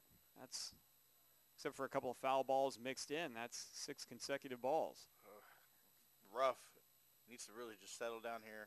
And this is up and in ball 3. It almost looks like he's not even following through on some of those pitches. It looks like now he's starting to aim the ball. And we talked about that a little bit earlier, the difference between aiming and throwing the ball, where your mechanics take over and you just have a nice, easy release. And then when you're when you're aiming it, you're almost battling yourself and trying to make something perfect, whereas good enough will work. And that one is going to be low, ball 4. So 2 walks in the inning on the last 2 batters. And there's runners at first and second for Connor Herrick, who led off last inning and grounded to shortstop. on the first pitch, as we're going to have a runner for Farini. It's going to be Sean Friel. So Friel over to first base. And Herrick the batter. So you got to think Herrick, who swung at the first pitch he saw last inning, is going to be looking at a few more this time around, especially that was 4 straight to Farini. Yeah, I'm almost positive that the coaches here for the Red Hawks have the take sign on. Yeah, I think Coach Betaluca's got the sign going. He's going to skywrite it, carrier pigeon, text message, whatever is required. By any means necessary, even if I got to tweet it to you. Look out! That's on his helmet. Oh, sorry, I got excited You there. did well, yeah. Got to be careful of those ones that hit you in the head. No flashbacks, right, broadcast, right, partner? Hit batsman. That is the 3rd of the game by Corrales, who has lost his control here with 2 outs in the 3rd inning. He was actually doing pretty well, and then then he was cruising beginning of the inning, and now Coach Ingalls is talking to him out on the mound and trying to figure out what's going on. The bases are loaded with 2 outs, and the batter is Lucas Correa, who walked and scored in the 1st, then grounded to 3rd in the 2nd inning, and I mean it should be an obvious take for Correa until you get a strike, at least 1 and maybe even 2. Absolutely. I think Coach Ingalls is looking and trying to decide if he's going to go with somebody else or make position changes. Well, it's tough to go that early. I mean, you've got a plan, and then you hope your kids execute it, but and the plan was to have Corrales go as far as possible. I mean, this is a guy who came into the game, and he's been having an outstanding season with a record of 8-2 and a 2.84 ERA coming in, 8 complete games. So he was used to going deep in games, and you've got 9 innings to use them, and other good pitchers behind him. But I'm sorry. I was going to say this is your workhorse. Yeah, you got here with him, so it seems like Coach Ingalls is going to stick with him. Whatever the conversation was on the mound worked for that pitch. That is a first pitch strike on Correa. Yeah, that was right down the heart of the plate. But once again, we probably said Correa's got the take sign. Don't get too anxious up there. That one is going to be up and in, ball 1. Over at third base is Friel running for Farini at second base, and Herrick over at first. 2 down in the inning, 2 runs already across, a 6-4 lead. From the full windup, Corrales to the plate, outside and high, 2-1. Whew, nowhere to put Correa. You got to make some good pitches here. Well, and Correa staying very patient. After that first pitch strike, it'd be easy to get a little jumpy with runners in scoring position, and he's managed to lay off 2 pitches outside of the zone. This one's going to be high in the air, infield playable. Ray calling for it. Now the second baseman, Martinez, makes the catch, and that ends the threat. A lot of pitches thrown, 2 runs across. Colusa, after 3, leads it 6-4. You're following the action on PlayOnSports.com, your destination for high school sports. Play on Sports is on Facebook and Twitter, giving you news and information and links to great highlights. Follow us at Play on Sports on both Facebook and Twitter. You can also access thousands of live and on-demand games on YouTube at youtube.com/PlayOnNetwork. Keep up with all the high school action every week from your destination for high school sports. PlayOnSports.com. We will be back at the top of the order for winners. Ray Nicholas Martinez set to face Ross Cervantes. And it looks like back out there is Kyle Cervantes over at first base, so that's good to see. And that's going to put Elliott back in, or excuse me, Bailey back in left field. So Santana back out, Hayden Bailey back in, and Kyle Cervantes back over at first base, so that is a good sign that he's able to continue. Yeah, that's very good. Good sign. Probably a little sigh of relief for the triplets. Well, for the parents, I think more than anything. It's always worse when it's your kid. But Cervantes now back over at first base, and it's certainly nothing against Hayden Bailey, who just, you've got more range with Cervantes at first base than you do with Bailey. Yeah, he's been playing there all year, so. So here's Trevor Ray, and Ray has been busy. Yes. He has singled twice. He has scored twice. He has stolen 2 bases. One of those times he scored, and one of those bases he stole was home plate to tie the game at 4 in the second inning. Surprised everybody. And now he's facing Cervantes. He singled to left. He singled to right. He shows bunt and takes strike 1 on the inside corner. And like Coach Ingles said before, hey, any way we can get on base, we're going to get on base. And if bunt, strike, or bunt, walk, hit by pitch, whatever it takes. Farini sets up outside. It comes back to the middle of the plate. One hopper to the shortstop, DeWitt. You got to hustle a little bit with Ray, and DeWitt's going to throw him out by a step, 1 away. Yeah, that's not one where as a shortstop, you may have a great arm, but you can't take your time against Trevor Ray. Yeah. No, he's going to Mike Trout you and beat it out at first base. Exactly, yeah. No pounding into the glove there. Double take. You got to get the ball in and out quick with Ray running down that line. We're in the top of the 4th inning. Morgan Nicholas, the second batter of the inning. He's reached on an error and then had a sacrifice bunt in his last at-bat.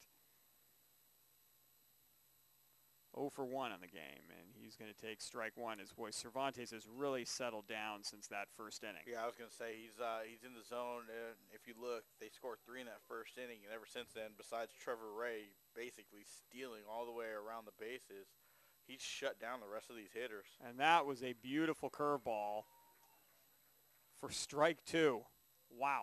That started at beyond Nicholas's shoulder. It was behind him and then cut all the way back across the plate on the inside half at the knees. Good bite on the curveball. Farini sets up way outside, and this one is going to be swung on and missed, strike 3. What a great sequence for Cervantes throwing to Farini there for the strikeout. Very good pitch sequence. That's his 5th K through 3 2/3. He's almost struck out half the batters he's faced. Working hard. Adam Martinez now set to hit. He is singled and scored, driven in a run, grounded out to short his last time, 1 for 2.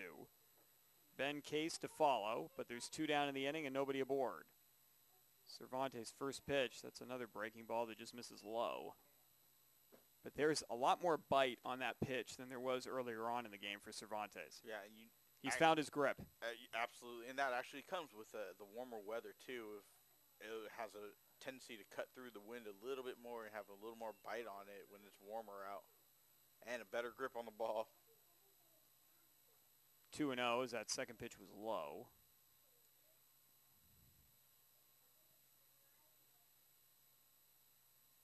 This one is going to be low as well, inside 3-0. Good at bat by Martinez, now being patient at the plate here, especially as we said Cervantes striking out almost half the batters that he's faced, but here he's he's going to take the strike right there as Martinez, and understandable with a 3-0 count, he was going to let that go. 3-1. Outfield is shading Martinez slightly to right. This one is up and in, ball 4. So Martinez aboard with 2 down, and that brings up Ben Case. Case was hit by a pitch and scored in the first inning. He singled to right in the second inning.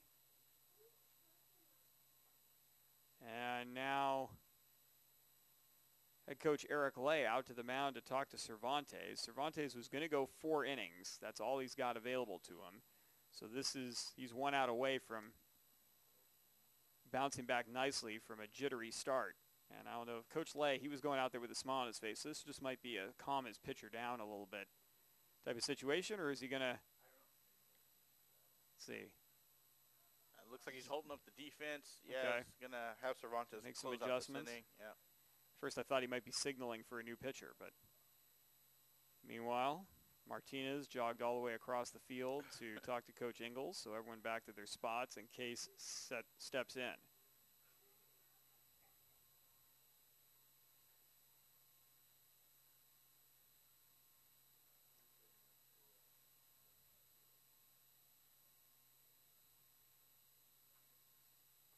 Cervantes working from the stretch, a short lead for Martinez over at first. Cervantes comes to the plate, and it's in for strike one. Haven't seen much of a pickoff move from Cervantes yet, and I don't know how much he's going to throw over with Martinez over at first base. He's got a high leg kick. We haven't seen a slide step from him Not yet. at all. I think it's just his normal, natural motion on where he feels comfortable throwing strikes. That is a great breaking ball. Swing and a miss, strike two, and Case is in trouble. Top of the fourth inning, 6-4 Colusa. This is the second time these teams have met. Again, Greg said it earlier in the broadcast, a 10-1 win by Winners back in the third game of the year for Colusa. That was a long time ago. We expected a tight battle. We've got one. But I thought I'd see more of a pitcher's battle, but we've seen a little bit more offense. Yes. This one is going to dart outside. What was that, a cutter? That started in and then went away. Yeah, it looked like he was throwing a little bit of cut fastball there. Farini set it up on the outside corner, so it is a very good pitch, too, especially if you can start it maybe at the heart of the plate and cut back across. Tough pitch to hit. 1 ball, 2 strikes. Case took his time getting the signs from Coach Ingles down the third base box. Runner is going. This one is inside in the dirt. No, it hit him. Hit him. It hit him. Second time in the game that Case has been hit by a pitch. And down to second goes Martinez, who was heading that direction anyway as he was on the move with the pitch. And now Christian Corrales, the batter. Corrales 0 for 2. He struck out looking in the second inning. He reached on a fielder's choice in the first. Third to home on that put out. Now Corrales looking to chip away at this 6-4 Colusa lead with 2 outs. This one is going to miss high and away, ball 1. Good opportunity here, though, for Winners to go ahead and cut into this lead. And it just goes to show how quick change of fortunes happen where you have 2 outs and nobody on. Now you have 2 runners on and you're falling behind the batter.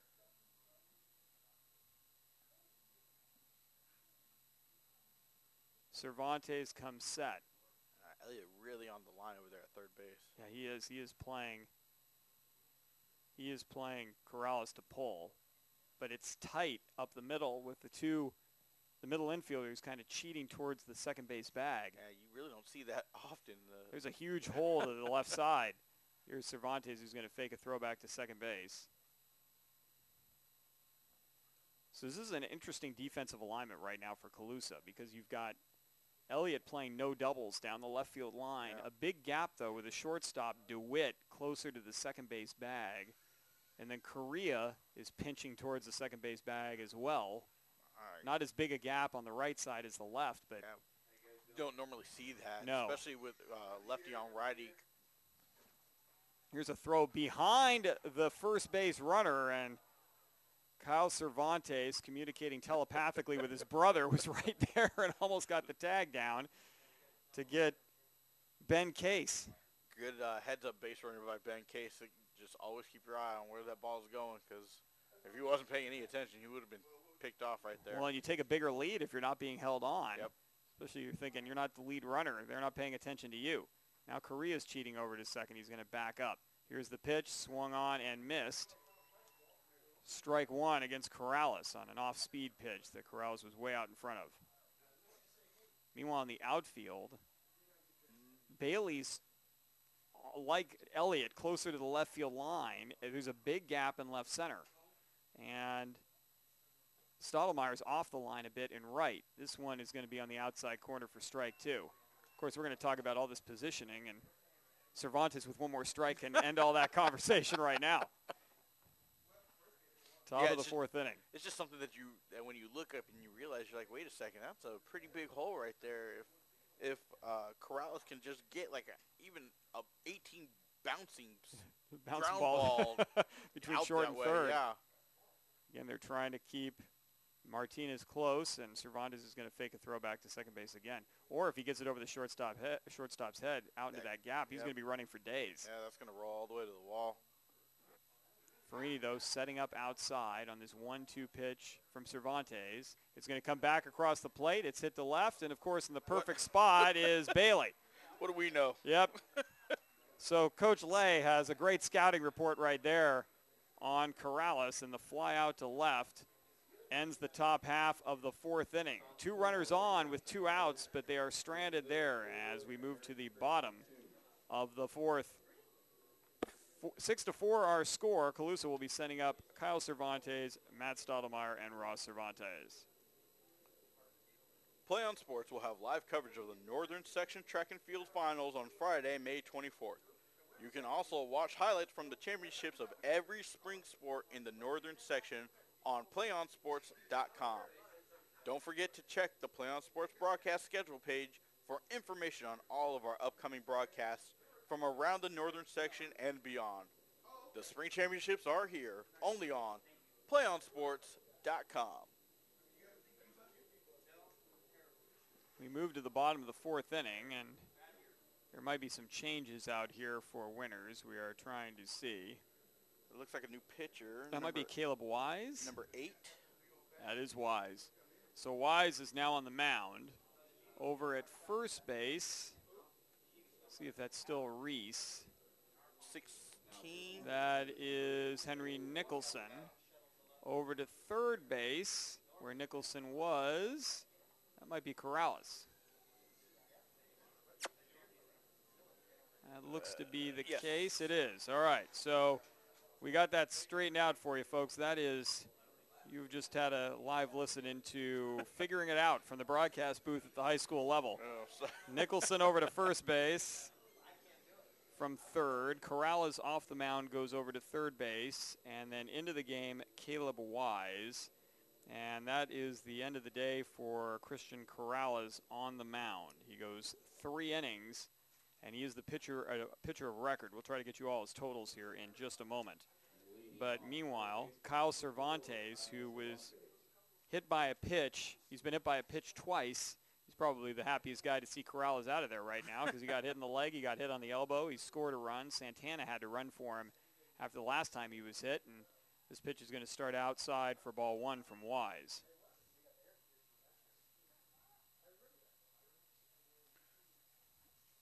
(6-4) Colusa with the lead. Looking for a little bit more. There's strike 1.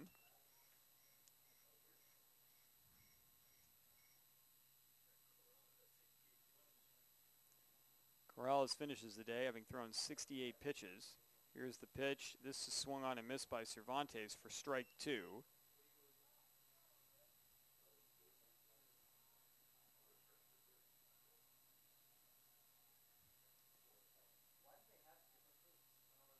Cervantes awaits the delivery, and it's well outside, ball 2.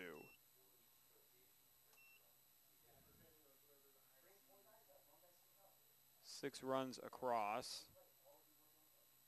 5 earned. This pitch is going to be swung on and missed. It's in the dirt, though. Running, well, Case is now going to stop, and he's going to be thrown out. Or was it a foul ball?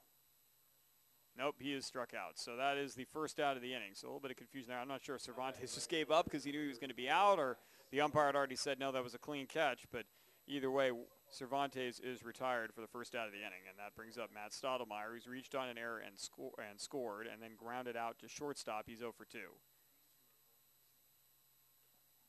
That pitch is going to miss away, ball 1. Yeah, it looks like Caleb Wise come on with a live arm here, a little bit more pop to his pitching, to his fastball. That one's going to be into the air to left center field, and with a lot of pop can come a lot of drive on a baseball. This one's going to roll all the way to the wall at the 370 mark. Stottlemyre is going for 3. He's running free and easy. He's going to slide. He's in there safely. And another triple, the second of the game for Colusa, their 3rd extra base hit, and there's a runner at 3rd with just 1 out. Whew. You were saying. Yes, because with something that's being thrown a little bit harder, it goes out a little bit harder as well. Excellent throw once again by Ray. Ray is so impressive. Great throw, put it right on the money there at third base. The ball was bobbled out there at the 370 mark. If the ball isn't bobbled, I think they might get Stottlemyre at third. This pitch is low and away. Nice job by Case backhanding that ball in the dirt, ball 1. Cervantes, this is now Ross Cervantes, the hitter. He's got an RBI in the game. He's 2 for 2. He scored twice. And the infield now in with 1 out. Colusa looking to add another run to this already 6-4 advantage. A run right here will This one's help them out immensely. in the air, foul territory. Everyone hustling for this baseball. It's going to land on top of the dugout. Ross Cervantes just trying to lift something into the air, into the outfield. That'll easily score Stottlemyre. Even just a medium outfield, the count 1-1. The book closed on Corrales. 3 innings, 4 hits, 6 runs, 5 earned, no strikeouts, 3 walks, and 3 hit batters. So the first hit of the game for Stottlemyre has him at third base 90 feet away. The infield in, the 1-1 pitch. That is a great curveball on the inside corner for strike 2. Wow. Yeah. That froze you. You were going to make that stat move on the iPad, and you held up as well. That was froze everybody. That was a great curveball. A lot of movement, big drop, good bite. Another one right there, and that's just bounced foul behind home plate. Riley DeWitt in the on-deck circle. He has the other triple in the game for Colusa. You know what you can say about this Colusa team, though? They do put the ball in play a lot. Like you said, there are no strikeouts recorded by Cervantes. By Corrales. There's one Kyle Cervantes striking out to be. That was the first strikeout of the game. But otherwise, just great at-bats and great approach to hitting here. That's a breaking ball, and they're going to say that's strike 3 swinging. Cervantes thought he held up, but the ball in the dirt. Case jumps out and makes the tag. And that is the second out of the inning. Another good curveball by Caleb Weiss there. So now Riley DeWitt, who has an RBI, scored a run. He drove that run in with a triple and then scored himself. 1 for 2. He scored after a couple of walks and a hit batter. Big out here for Caleb Weiss. Excuse me, he scored on a wild pitch, I should say. It was a wild pitch and he scored at home. This pitch is outside ball 1.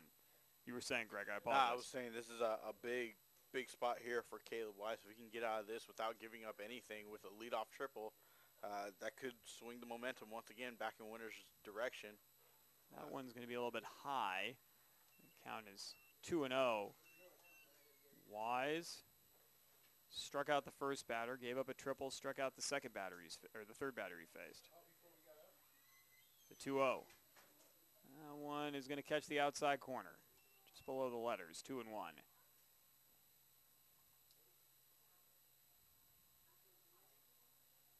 Bottom of the 4th inning. DeWitt puts this in the air, infield playable. Martinez calling for it, and he makes the play. Nice job by Wise working his way out of it. The runner stranded at third base. We've completed 4 here at Butte College, and the score remains Colusa 6 and Winners 4 as we move to the top of the 5th inning. Do you want to watch more of your school's great matchups like the game you are enjoying here today? Tell your school to sign up for the Play On Sports School Broadcast Program. The program allows schools to broadcast all their games and other activities on the web. For more information, go to playonsports.com/SBP. There'll be Ivan Martinez, Ricky Reese, and Kevin Lane scheduled to hit here in the inning. And we've got a new pitcher for Colusa. And that new pitcher is Hayden Bailey. Guy's been all over the place today. He's been in left, he's been at first, now he's on the mound. And Ross Cervantes had 4 innings to give, and he does exactly that and does a nice job, and he's in line for a win if his team can hold on. Hayden Bailey then into the game. That puts Kyle Cervantes out in left field, and Ross Cervantes moves over to first base. Makes it easy on my scorecard because I just scratch out Kyle and write in Ross, at least at first base. And now we got Kyle Cervantes out in left. So Hayden Bailey out on the mound, a left-hander, as Coach Lay says before the game. We've got nothing but left-handers. Bailey, 9-2 this year. Started 10 games, completed 2, a 1.86 earned run average, and one of the 2 team saves this year. We failed to give you the information on Caleb Wise, and we'll rectify that right now. Wise, 10 appearances, 4-2, a 4.63 earned run average, and did a nice job in his first inning of work, working out of a little bit of a jam, and we'll see if Bailey can duplicate that, as he will be facing the 6, 7, and 8 hitters in the order for Winners. And we might have a pinch hitter for Ivan Martinez. Yep, Caleb Wise is going to be batting. Leading off, number 8, Caleb Wise. So Caleb Wise hitting for Martinez. And he takes strike one. For Colusa, number 7, Hayden Bailey.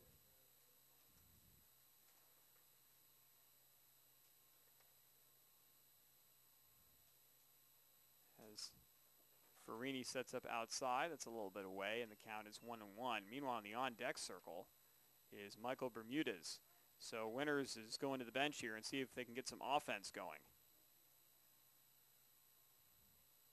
Bailey, a curveball, and that is a little bit up, 2-1.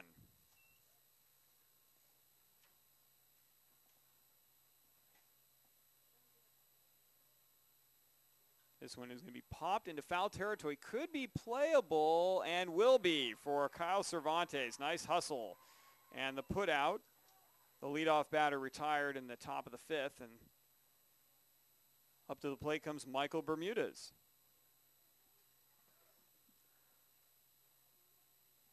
Now batting, number 4. It's almost too early for Colusa to start counting the outs and productivity, but that's a big one. The first out of the inning is always huge, especially with the new pitcher on the mound. It can really boost his confidence. Well, Bermudez, a senior, batting .322, and he's got one of the 3 home runs on the team this year for Winners. Takes high for ball 1.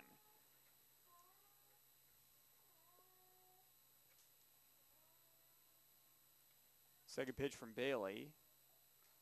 That is going to be a bit low and outside, ball 2. All right, good approach here. He's worked himself into a hitter's count. That one's going to be in there for a strike. Whew, tough pitch to hit. Might even have the take sign on, but. The 2-1, Oh, that is going to be low and in, and actually so low and in it hit him. So Bermudez is on. Got a lot of hit batters in this game. Yeah. And shockingly, none of them named Trevor Ray, who set the single-season record for Winners. He's been the only guy who hasn't been hit for his team, it seems. Kevin Lane was going to be the batter, and still is. I was just getting used to Coach Ingalls going to the bench. Lane walked and drove in a run on that walk. He also reached on a fielder's choice, 0 for 1 in the game. In the 3rd inning, that's when the fielder's choice occurred. He's got a runner at first with 1 out in the top of the 5th. And Bailey coming from the set position for the first time, the stretch, and he's going to throw over to first and almost got Bermudez leaning. That is a good move. That was an excellent move. I played with a pitcher once, a lefty, who had such a good move. He would actually walk the leadoff batter of the game and then pick him off first base by design. His move was very good, and he got yelled at a lot about balks, but they never called it on him. And once he established that, nobody ran the rest of the game.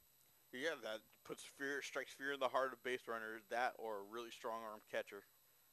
You don't see too many if you can go down and throw a BB shot down there in warm-ups. Pretty audacious, though, to walk the first guy you see and then pick him off. Here's the pitch. High and away, ball 1.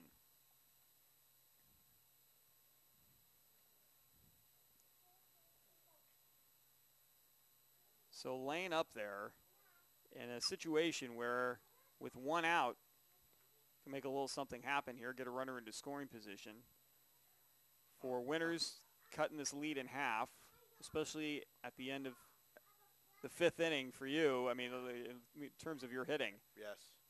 That would be a big boost for confidence, even though 2 runs, not difficult to overcome. But the offense has been missing a little bit for Winners since the early stages of the game. That's a strike on the inside corner.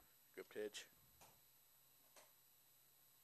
It looks like the wind's picked up again, breezing a little bit from right to left from where we sit. So can maybe get one up there in the jet stream and have it travel a little ways. You're hoping for a healthy jet stream there. 2-1. I don't know if Oroville qualifies for, I don't think it's in the jet stream path, but the wind blowing a little bit. We've seen some balls go pretty far in this game. A couple of triples for Colusa and a double. Here's the pitch from Bailey. That is up, and it is going to be a soft line drive and a double play opportunity, but no, Bermudez is back. Nice play defensively by Colusa. That was Correa who makes the catch for the second out. Good heads-up base running there by Bermudez, not getting too far off the bag just in case he makes that catch. Now batting number 17, Kevin Arias. So the batter for Rojas is going to be Kevin Arias. Yes. Arias steps in from the right side. Our third new addition to the batting order for winners. Bailey's going to go over to first base. Bermudez has shortened that lead significantly. Only the fourth plate appearance of the year for Arias the senior. 1 for 2. Batting a healthy 500. Well, certainly, as this one's up high. Only 3 options when you've had 2 official at-bats. 0, 500, or 1,000. 1-0 with 2 outs.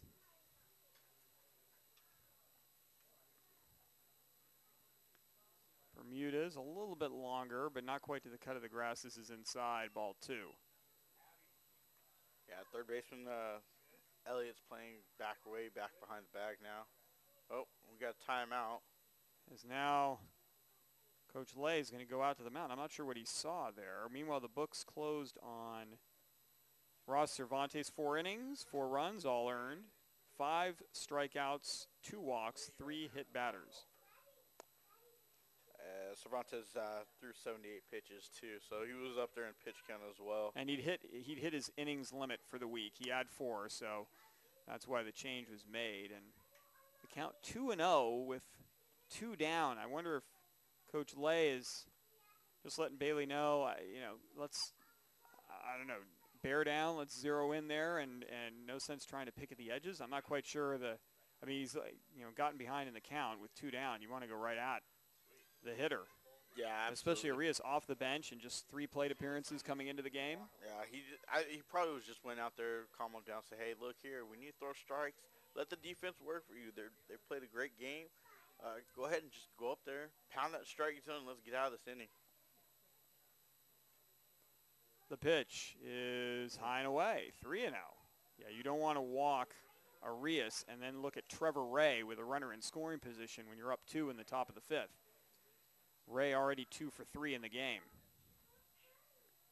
Bermudez a very short lead over at first. He's learned his lesson. Here's Bailey to the plate, and he's going to get the outside corner on the 3-0 pitch. Yeah, definitely taking all the way. Oh, sure. No need to put yourself out there. And actually, that was a really good pitch to be called a strike, low and away at the knees, catching the corner.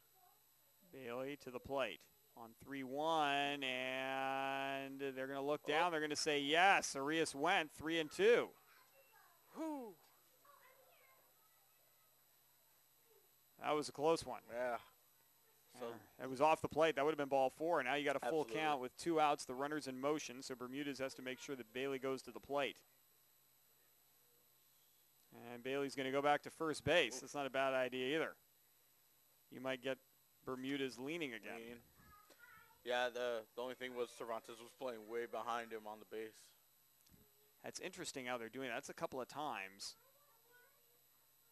where the first baseman's been off the bag and then come back late to see if they can get the pickoff. There goes the runner. It's swung on foul ball. Oh, foul tip. Farini unable to squeeze it. Good eye. And Bermudez jogs back to first base. It's a big at-bat right here with Ray in the on-deck circle. If Arias can get aboard, runners at first and second, worst case for winners in that situation. Here's the 3-2. That's up in the air high, but behind third, tough play. Is it in fair territory? Nice job by the shortstop, Riley DeWitt. What a play. What a catch. Great concentration. It's going to say pop out to short in the book, but what a pop out it was. DeWitt ranges all the way from short into foul territory, makes the catch, does a somersault, nails the landing, and even got a 10.0 from the Russian judge on that, and the top half of the fifth inning is over. It's still 6-4 as Colusa leads it. We move to the bottom of the fifth right here on PlayOnSports.com, your destination for high school sports. Play on Sports is on Facebook and Twitter, giving you news and information and links to great highlights. Follow us at Play on Sports on both Facebook and Twitter. You can also access thousands of live and on-demand games on YouTube at youtube.com/playonnetwork. Keep up with all the high school action every week. From your destination for high school sports, PlayOnSports.com. Due up for Colusa in the bottom of the fifth inning, Chad Elliott, Estevan Frias, and Joe Farini. Caleb Wise out for his second inning of work. He yielded a triple to Matt Stottlemyre, but that was sandwiched around a couple of strikeouts and then a pop out to Adam Martinez to end the inning. And Winners trying to keep it right here at this 6-4 score. They got 6 more outs to work with offensively.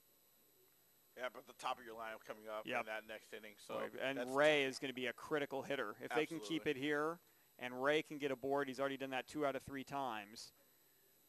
You can afford in the 6th inning to peck away at a lead, but a great opportunity with Ray, a chance to set the table. But first you got to get through the bottom of the inning, and Chad Elliott will lead it off.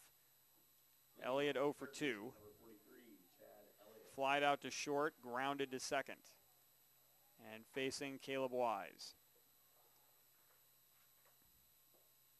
Wise, the first pitch is high, ball 1. Elliott favoring a closed stance. And for the casual observer, what does that mean? He's got his left foot significantly in front of his right, where the shoulder is more closed to the pitcher. An open stance, that shoulder is thrown open, the left foot a little bit behind behind the right foot, as going for a ball, Nicholson, and he somersaulted over the rail, couldn't make the play. As you heard my broadcast partner say, he was wanting you want a mat under there, a cushion, something all the way around the field. So dangerous. Good effort by Nicholson. Absolutely, and hustle and try to get that ball and work for his pitcher. The pitcher will appreciate that. Count even at 1-1. And there's a bunt. Nice job, and it's going to roll foul. Good look by Elliott. And good bounce by Case. Caught the edge of the grass there, and you can see the lip of the grass right there along each line, and you're not going to get it quite where you want it. If it catches that edge, it's going to roll foul pretty typically. Yeah, good job by Case getting out there and making sure it gets foul. A good grounds crew at the major league level, at least it used to be, would cut the grass the right way to favor their team if they like to bunt, or against the other team if they preferred bunting. Here's a grounder to the right side, and a nice easy toss over there by Martinez. And for the second time in as many at-bats, Elliott is grounded out to Martinez. That's the first out of the inning. Now Estevan Frias, who's had a productive day at the plate. A double, driving in 2 in the first inning to give his team their first lead of the game, and then he walked in the 3rd. 1 for 1. And the first pitch from Wise is just a bit outside, ball 1. Yeah, Frias has been very impressive as a batter, especially hitting in the 7-hole. This one's popped foul, out of play, well out of play. Behind the dugout on the first base side. Just takes a good approach at hitting. Farini in the on-deck circle. 1 ball, 1 strike on Frias. The designated hitter, he's batting for Bailey, who started in left, moved to first, went back to left, and was in the pitcher's mound. Not sure what else. Funny. Yeah, Bailey is, that's right, he's playing everything. He's going to try to pull the Jose Akendo today. Play every single position. The former Cardinals position player, as this one's fouled straight back. The count moves to 1-2.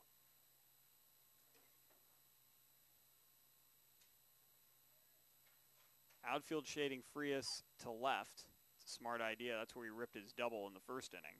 Now Frias choking up on the bat with a 1-2 count. Wise trying to go outside and leaves it a little bit low. 2-2.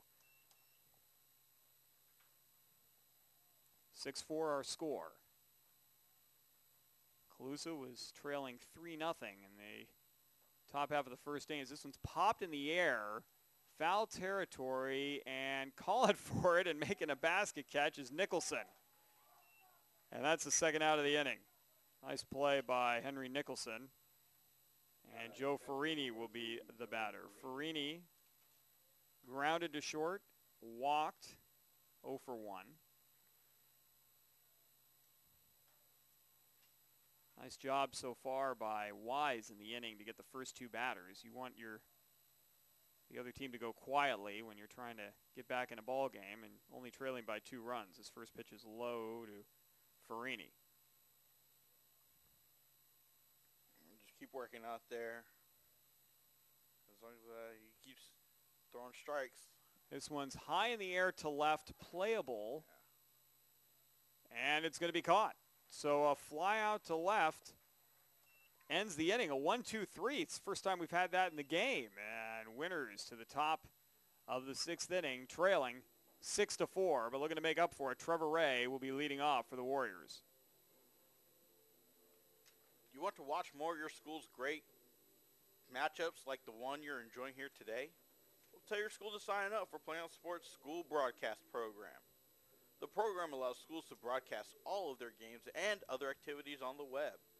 For more information, go to playonsports.com/SBP. Well, we've got a moment, Greg. Happy 20th anniversary for the movie The Sandlot. Really? 20 years since that movie was first released, and some of the cast from that movie was actually in Minnesota the other day, taking batting practice with the Twins, and some of the guys didn't look like they'd gotten much bigger since that time. Well, but 20 years since The Sandlot. Actors. And that's, I tend to favor Bull Durham and Field of Dreams. My father's generation is more bang the drum slowly, but for some of the younger generation, The Sandlot was the movie, maybe Rookie of the Year as well. And but who can forget? You're killing me, Smalls. I know. Major League in that mix as well, but yes. Some great baseball movies. That is one of the baseball is certainly dominated in terms of cinema. Maybe baseball, boxing, and then you throw Hoosiers into the mix, but there's certainly been some very good movies regarding baseball. Absolutely. And now hopefully that's encouraged some of you to dust off your VHS tape edition of The Sandlot that you've got somewhere lying around. Admit it, folks. It's in a box somewhere. Top of the 6th inning, Trevor Ray, who's going to look to get something started, if not park it over the left field fence where there might be a rabid junkyard dog, and then Morgan Nicholas and Adam Martinez to follow in the top of the 6th inning. Trailing 6-4, and Ray has had a very good day at the plate. 2 for 3, 2 stolen bases, 2 runs scored.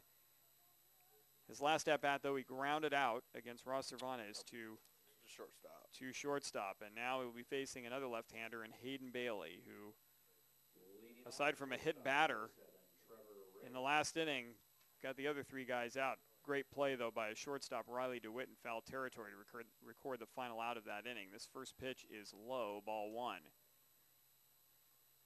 Ray seems to be the toughest at-bat for an opposing pitcher.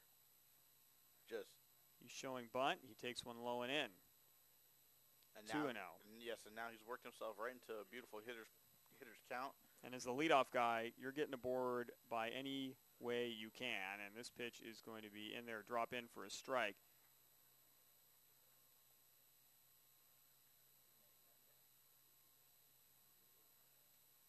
Ray awaits the 2-1 and is going to sky that well foul. A little bit of pop, though, for Trevor Ray. He got a hold of that one now. 3 triples on the year, no home runs, but he got a hold of that. You're absolutely right. The record for hit batters in Winners history is 18, and it's held by Ray. This one is going to be into center field for a base hit. Nice job by Ray. Good 2-strike hitting, and he is now singled to left, to right, and to center. Spraying the ball all over the place. It's hard to get a read on that kid, but he's now 3 for 4. And that's what you want as a hitter. You want to be able to hit to all fields, and that's what makes you a more complete hitter. If you're able to drive that ball the other way, pull the ball, and just work right back up the middle, tough to get a defensive alignment on you. Farini sets up outside as Morgan Nicholas is the hitter. This is going to be an interesting matchup to watch with Bailey on the mound and a better move than Cervantes, and Ray, who's stolen 38 bases this year in 41 attempts, over at first base. He's got a big lead over there at first, too. Here's the pitch, and this one is low, ball 1. Now, for Nicholas, you might be thinking bunt, but with great speed by Ray, why not just let Ray steal second on his own, and then you get him to third with a bunt? Yeah. So, and with Bailey somewhat occupied with Ray at first base, this might help Nicholas out to get more of a hitter's count. He's already in a 1-0. This one is going to drop in on the outside corner for a strike, 1-1. Martinez on deck. 6-4 the score, but things getting interesting here in the 6th inning. This Division III final. The pitch by Bailey. There's the bunt, popped in the air, but foul as Farini bouncing on it, but not able to get there. Just a little bit out of his range. Now on 1-2. Changes everything. Now it's a swing away. Well, that, and you send Ray. Do you send Ray on this hitter? The old strike him out, throw him out. Well, here's Ingalls with the signals down at third base. It's such a thinking man's game. Yeah, there is really some chess pieces being moved across the board here right now. The 1-2 count, nobody out. Ray, they're going to throw over to first base. And that wasn't the good one. No, that was not. That was the Bailey, I know you're there. Just stick around. But not the I'm going to get you out move. Normally good pickoff pitchers have that. They have one just like a C move, and then they have a move where they're really trying to get you out. And Bailey misses well high, 2-2. And, as a pitcher, and I don't know if Bailey's thinking that out there on the mound right now, but you can take a pitch when you're in a 1-2 situation and give up on the pitch just to keep an eye on the base runner. Now the count 2-2, and Bailey can't afford that luxury necessarily. This one's going to be fouled straight back. Boy, a good base stealer can really change the dynamic.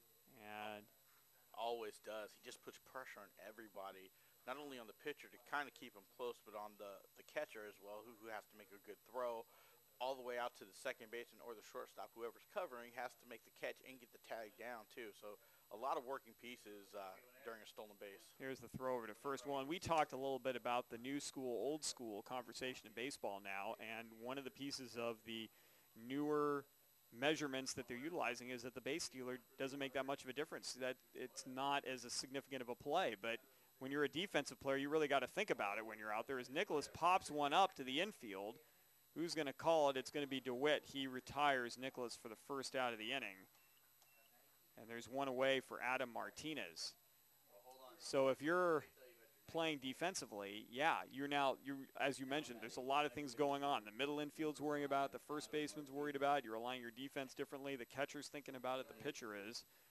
But measurements-wise, when you do the math, it doesn't present – it's actually a better play to have him stay at first base. And that's funny, you would think, especially if in a hit-and-run situation where you now open up half of the field, whereas a shortstop will go and cover the base. Now you open up everything between third base and second base because the shortstop's gone. Yeah. He's essentially not even playing there. Martinez the hitter, the 3-hitter in the order. This one's in the dirt, and Ray's got second. There it is. Boy, if that ball only was maybe a foot or two from Farini, it could have been an inch from Farini, and Ray was going to get second base. He was going to take off. Yep. So on the wild pitch, Ray advances. And now Martinez, who is 1 for 2 in the game, he singled, drove in a run, and scored in the first, grounded to short in the second, and then walked and was stranded on second base in the 4th inning. Now he's got a runner in scoring position with 1 down and a 1-0 count. Chance to cut into this lead here. Big swing, I think. Martinez was thinking the same thing you were. He was thinking the exact same thing, Greg, as he swings at a chest-high fastball for strike 1. No scoring for Winters since the 2nd inning when Ray stole home. Yes. Once again, a big play by... This one to third. Elliott a couple hopper, knocks the ball down. Long throw, strong throw, gets Martinez. Nice recovery by Elliott. And a big put out. Runner still in scoring position. Ben Case is now the batter. And Case, who as a catcher, you get nicked enough when you're behind the plate. He's been hit twice when he's at the plate hitting. In this game, he got hit and scored in the first, singled to right in the second, and was hit and stranded at first in the fourth. And he's the number 4 hitter, and he is your prime candidate to driving a run right now. Yeah, last at bat, he ripped one into right center gap there. This one is going to catch the outside corner, strike 1. Case, the junior, leads the team along with Martinez in runs driven in this year with 30. Martinez has taken the lead with that RBI in the first, and Case would like to tie it up. There goes Ray down to third. Strong throw, and he's in. Whoa. Oh. Wow, it looked like Ray was dead. And now Coach Lay is going out to talk to our third base umpire, Larry Oakes, who looked like he had a pretty good angle on the play, but now he's going to talk it over with Rob Lawton. Yeah, Coach Lay was out there in a heartbeat. He wanted to get a better angle. Maybe the home plate umpire saw this a little bit better, but from up our vantage point, or at least my eyes told me that actually great throw by Farini, and they got him. Well, it looked like Ray was out. At least it looked like he was going to be out, but he is safe. That's his third stolen base. And that was interesting that he decided to go there, because with Case up, 2 outs, your cleanup hitter up, you're already in scoring position. Anything to the outfield with Ray's speed, he's going to score. That was a dangerous play. But now he's already stolen home one, so Bailey's going to work from the stretch and not from the full windup. This pitch is outside, ball 2. Maybe he was just trying to make something happen. A bad throw by Farini, something gets by him, and then now they cut the lead in half. That was a laser down to third base, though. Great throw. Woo. And it's hard to think that you would take the bat out of your number 4 batter's hands. And here's a ball over the head of the shortstop, and that would have scored Ray anyway, but instead he's going to trot in instead of sprinting in, and it's a 1-run game. Nice job by Case. The single and the RBI to left. Just like that, the lead is now cut in half. We have a 6-5 ball game. Well, and your leadoff hitter, Trevor Ray. Once again. Yep, 3 runs scored of the 5 in the game for winners. And then Christian Corrales, the batter. Corrales, 0 for 3. Reached on a fielder's choice, struck out looking, flew out to left. He's going to take strike 1. Case over at first. Case has reached base every time. Productive day. 2 singles, 2 hit batters. Corrales calls time. So a 1-run game with 2 down. A good clutch 2-out hit by Case. And an interesting this ball is ripped to left. Fading on it. Cervantes, he's got it in the corner. And that is going to end the inning. But Winners accomplishes their objective. They want to cut the lead in half, you think. Going into the 7th inning, they do exactly that. They trail by 1 run, 6-5. We move to the bottom of the 6th inning right here on PlayOnSports.com, your destination for high school sports. Play on Sports is on Facebook and Twitter, giving you news and information and links to great highlights. Follow us at Play on Sports on both Facebook and Twitter. You can also access thousands of live and on-demand games on YouTube at youtube.com/playonnetwork. Keep up with all the high school action every week from your destination for high school sports. PlayOnSports.com.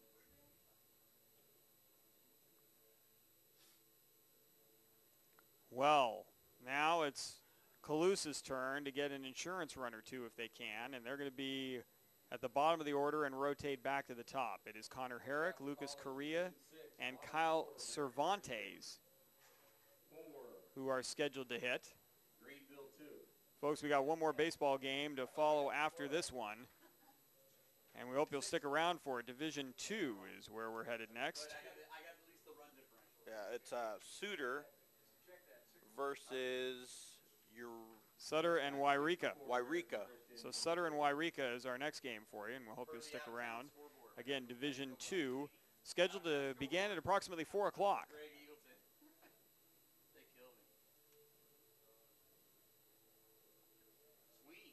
Meanwhile, out for his third inning, Caleb Wise, and he's had a good one.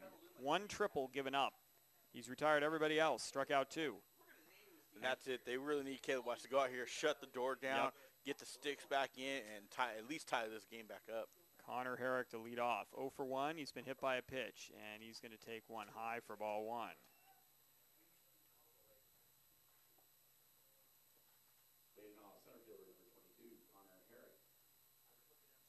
Corner, Christian Corrales at third is in. This one is well outside, 2-0. Thinking bunt here? I mean, you got to think that's the case. It's 2-0 right now, but try to bunt for a base hit. It depends on how much faith you have in your closer at this point. Do you have faith, or are you needing that insurance run in order to, like, it would be nice, but if you had Mariano Rivera out there, it's not necessarily a necessity. 2 balls and 1 strike now on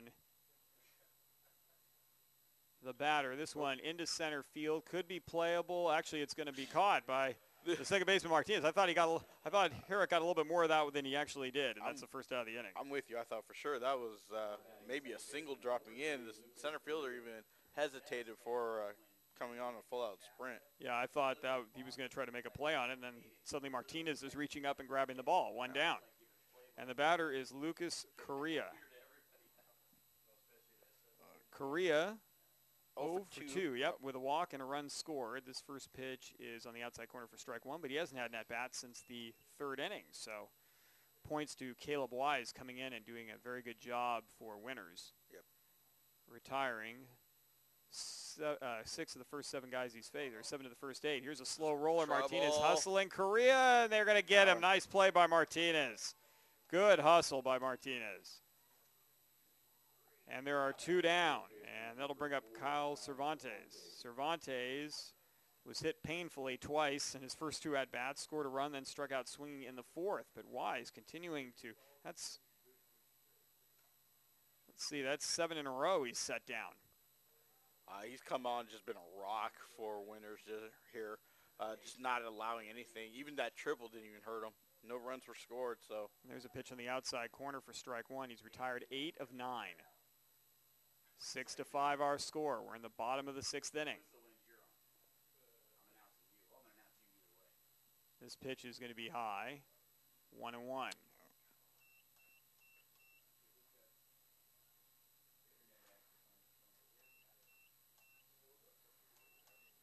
The pitch is going to be a little bit low and away. 2-1, very close. Good look by Wise. I was just looking at the book, and Caleb Wise has come on and has really just dominated the hitter from Colusa. He's been very efficient. The 2-1 pitch, that's low and in. 3-1. But a hitter's count right now for Cervantes and the very dangerous Matt Stottlemyre, who hit that triple in the on-deck circle. And again, Colusa wanting an insurance run, now leading by just 1. Rojas playing shallow and left. This pitch is high, ball 4. So we heap the praises on Wise, and then he promptly walks Cervantes on 5 pitches. And Stottlemyre, who has reached twice, once on an error, scored a run, and then tripled in his first at-bat against Wise, steps in, and he hit that one to left center, and I think that's what Rojas and Nicholas are communicating with each other right now, as Rojas has moved to his left and Nicholas in center field has moved to his right. Big gap in right center. First pitch to Stottlemyre, outside corner, strike 1. Pitch.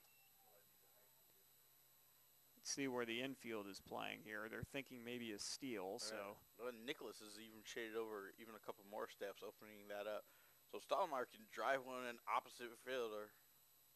He's going to hit off the end of the bat. It's going to roll foul. Those are the pitches you want to do that with, especially anything on the outside corner, especially with Case setting up on the outside corner. Put one out there and roll it to that 370 sign. You're going to score a run here. Well, it's now an 0-2 hole for Stottlemyre. 2 down in the inning. Runner over at first on the walk is Cervantes. Coming back inside, looks like. Here's the pitch. Breaking ball. Pop foul out of play. Now that's interesting because you talked about going the opposite way, and now you got a curveball that's breaking away from you. Either if Stottlemyre can adjust, that's playing right to that gap out in right center. Yes, that the defense of Winters has opened up for him. So they're but it looks like he's been been stepping towards third a little bit on the swing. So maybe they're going to keep staying away. Let's see where Case sets up. Definitely one of the tougher things to do. Oh, swing and a miss on a break. No, foul tip. Foul tip. So Stottlemyre stays alive. Case, though, setting up inside, and the ball went away. Yeah.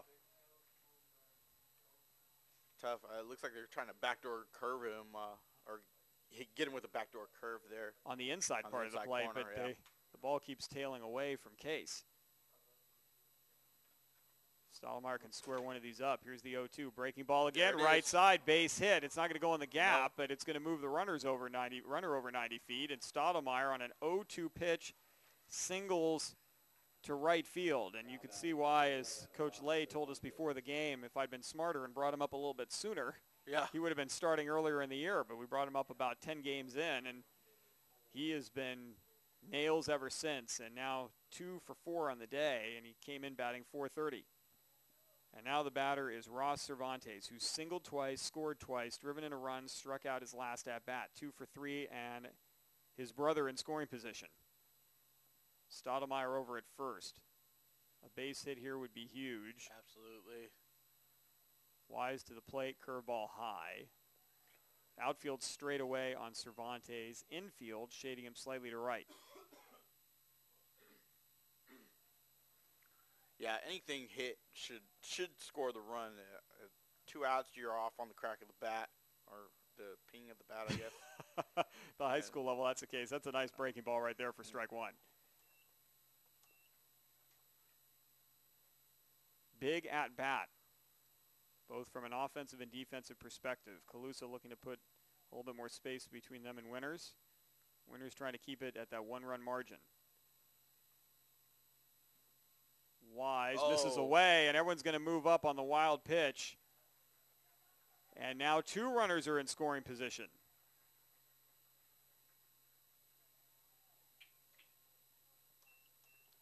And the count is 2-1. That can prove to be dangerous right here if Cervantes can just put any base hit now. Well, now we'll score you 2. Now really gives you a cushion heading into the last inning. Yeah, 2 runs on a base hit would be big. Very, very big. Wise is going to go full windup. 2 balls and a strike. That pitch is going to be high, 3-1.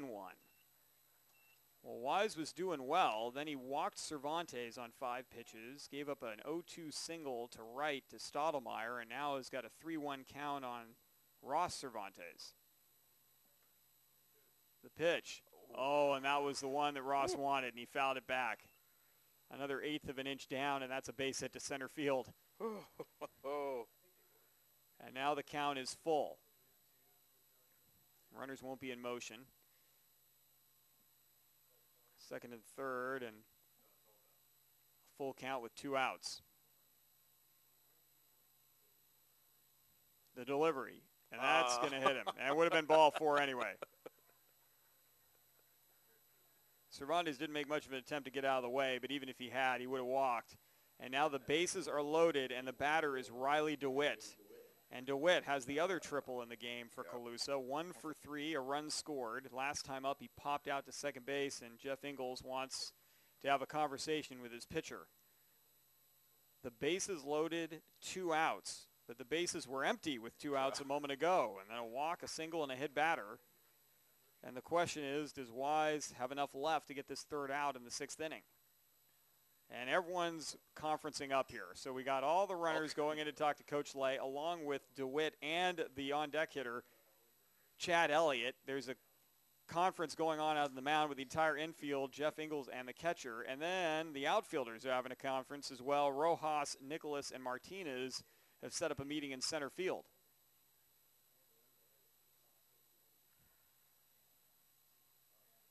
And so everyone is getting together and having a committee meeting. Let's all powwow. Exactly. But basically, a lot of it for the outfielders is make sure you hit your cutoff man. give him a good throw. Don't try, I mean, I don't know the arm strength of all these guys in the outfield, but unless it's hit really short, you're probably not going to get it all the way to home plate yourself. Nope. Then for the infield, any base is available, and the batter, Riley DeWitt, with one of the bigger at-bats he's going to have in his young life. And this is with his team up by 1 and the bases loaded and looking to add to their 6-5 advantage. Here's the first pitch, and that is in there for strike 1. Outfield's playing Colusa's Riley DeWitt straight away. So is the infield. The 0-1. Up in the air. This is going to fall. This is going to be headed towards the gap. This is going to roll all the way to the wall and is going to clear everybody. DeWitt looking for third base, and he's going to put on the brakes and hustle back to second with a base-clearing double. Riley DeWitt, the junior, has just removed all the red off the base paths and driven in 3 runs in the process. What a huge at-bat for Riley DeWitt. Saw that first pitch strike, and he went to the same pitch in the same spot. DeWitt just put a great swing on it. Another bad angle there by Nicholas out in center field, and it ends up rolling to the wall. And now the batter is Chad Elliott. And Elliott's going to swing at the first pitch and foul it off to the right field side. Out of play. Elliott 0 for 3. He's grounded out to second base twice and popped to short. What a big play. You said it, Greg, by Riley DeWitt. Just huge, and now that just opens everything up for the rest of the team. And to go out there, perform, get these last 3 outs in the bottom of the inning, and win a championship. Let's go and do it now. 9-5. This curveball is going to be fouled away again. Same spot up on the hill behind the first base dugout. 0-2 on Chad Elliott. Way to come up big, though, in a big spot. Riley DeWitt, he's had an outstanding play at shortstop as well. A couple of them in this game. That foul pop-up that he caught, the somersault with a runner in scoring position. Now his 4th RBI. This one's on the outside corner, caught looking as Elliott strike 3, and that will do it in the 6th inning, but not before Riley DeWitt doubles in 3. He's now 2 for 4 with 4 runs driven in on the game, both on extra base hits. And Hayden Bailey couldn't get to the mound fast enough. He's already there. And nobody else is even on the field for Colusa. We move to the top of the 7th inning. It's now a 9-5 game. Colusa 3 outs away from a championship. Play on Sports is on Facebook and Twitter, giving you news and information and links to great highlights. Follow us at Play on Sports on both Facebook and Twitter. You can also access thousands of live and on-demand games on YouTube at youtube.com/playonsports. Keep up with all the high school action every week from your destination for high school sports, playonsports.com. Well, Jeff Ingles is having a meeting with his entire team over in front of that first base dugout. And I think if I were him, the extent of the conversation is, boys, it's gut check time. We've had a great year, but now we got to get after it. We've got these 3 outs. Let's make them count. And it's going to be Caleb Wise, Michael Bermudez, and Kevin Lane set to bat, and then maybe Kevin Arias. At least he was the last batter of record in the 9th spot, batting for Nico Rojas. Hayden Bailey out on the mound. He has given up 1 run on 2 hits so far. He hasn't struck out anybody, and he has hit a batter. But he has been pretty darn good in his first 2 innings of work, and now out for his 3rd. 9-5 is the score. 4 runs in the first for Colusa, responding to the 3 that Winters got in the top half of the inning. Winters responded with 1 in the second to tie it at 4. Then in the 3rd, 2 runs for Colusa as his first pitch is in the dirt, ball 1, to take a 6-4 lead. They've led ever since that point. 1 run in the top of the 6th for Winters as that pitch catches the outside corner for strike 1 to make it 6-5, and then that base clearing double by Riley DeWitt has given his team a 9-5 lead. The 1-1. Bounce towards 3rd, and it's going to go under the glove of Elliott into left field. And Caleb Wise is aboard, and that's big because you want to get that leadoff man on to begin the inning. And the runner on at first, and the batter, Michael Bermudez.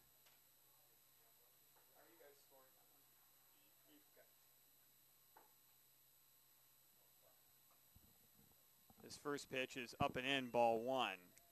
So an error on the third baseman, Elliott, to begin the inning.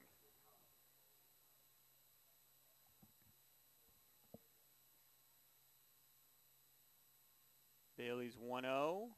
Inside corner, strike 1.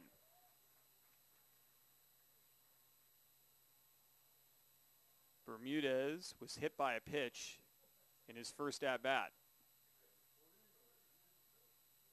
This one's fisted towards second base. It's going to drop. It's going to get through everybody. The throw to first. Nice coverage by Bailey. Gets the out. Well, that was a crazy play. You had Wise running in front of in front of Correa. Ross Cervantes comes up in front of everybody, grabs the ball, and then Bailey, nice hustle, covers first. Over to second base goes Wise, and it's 3-1 on the putout, and that's the first out of the inning. And now the batter is Kevin Lane. And Coach Ingalls is not sure what argument he's making out there.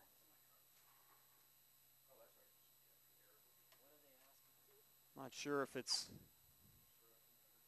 interference, but Wise made it to second base, so. But it's going to hold, yeah. So whatever the conversation, much ado about nothing right there. Is now Lane the batter. 1 out in the inning. Runner at second. And the score is 9-5.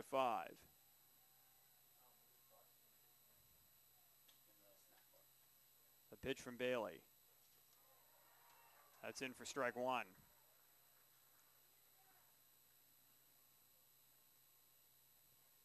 DeWitt was jockeying with Wise at second base, but the coaching staff saying, hey, just lay off.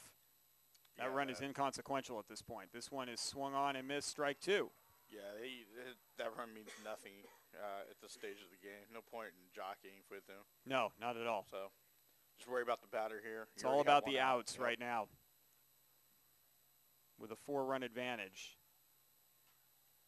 Farini is going to set up outside. The pitch is just off the plate. The count is 1-2. Nico Rojas standing in the on-deck circle. Arias hit for him in the last inning, or excuse me, the last time his spot came up. But Rojas is going to come back in. At least that's how it appears at the moment. And now time called by Lane. He will step out. Lane 0 for 2 on the game. He's reached on a fielder's choice, drove in a run with a walk.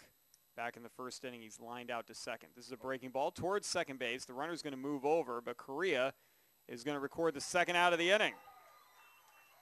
4-3 on the putout. And that brings up Nico Rojas, who in his first 2 at-bats struck out swinging both times. 1 out away is Colusa.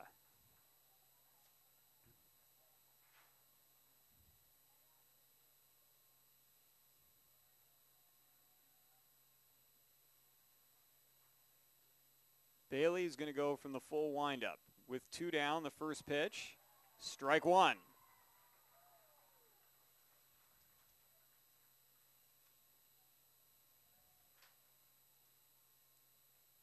The 0-1 delivery in the air towards center field. Could be playable, is playable. Caught by Herrick, and that does it. And in Eric Lay's first year as manager of the Colusa Red Hawks, his team has won the Division III title, a 9-5 win over Winners. And let the celebratory dog pile begin. Yes. Congratulations to Colusa. The PlayOnSports.com postgame show coming up in just a few moments, folks. We will have an interview with our player of the game from the victorious Red Hawks again. They win it 9-5 over Winners. We'll be back with more in just a few moments. You've been following the action from the Northern section, the baseball championships at Butte College, right here on PlayOnSports.com, your destination for high school sports. We can get a player up here. Ah, that's good stuff. All right, perfect.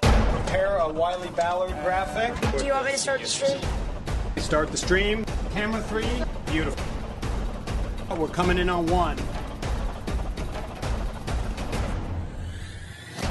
For more information on how your school can join the Play on School broadcast program, go to playonsports.com/SBP.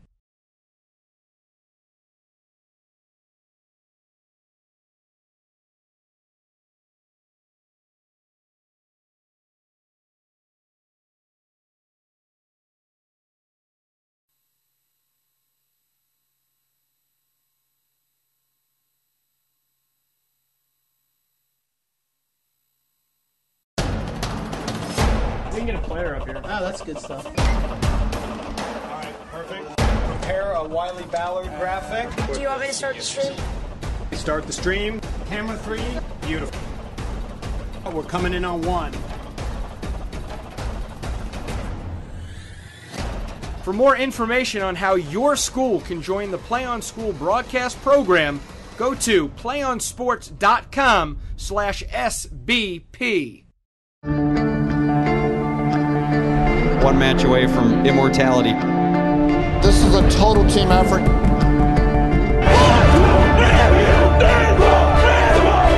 We're gonna come at you. One shot at this.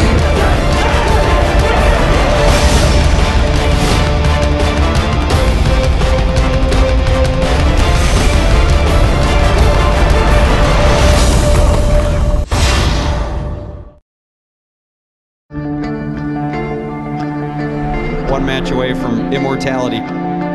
This is a total team effort. We're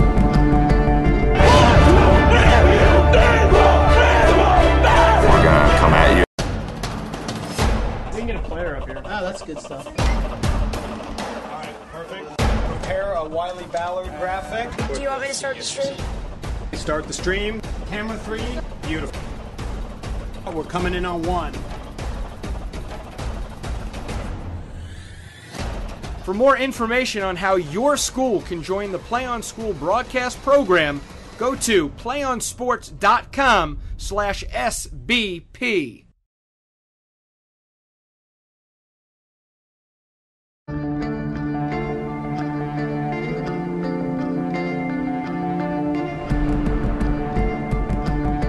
One match away from immortality. This is a total team effort. We're gonna try to dictate to you what you're gonna do on both offense and defense. We're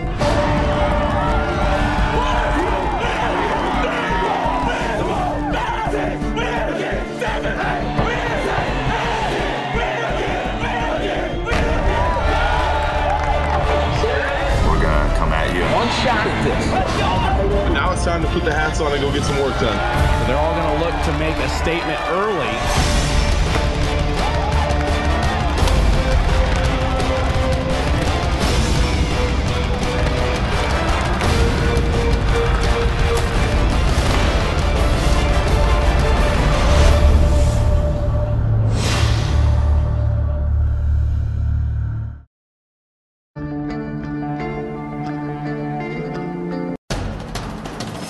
We can get a player up here. Oh, that's good stuff. All right, perfect. Prepare a Wiley Ballard graphic. Do you want me to start the stream?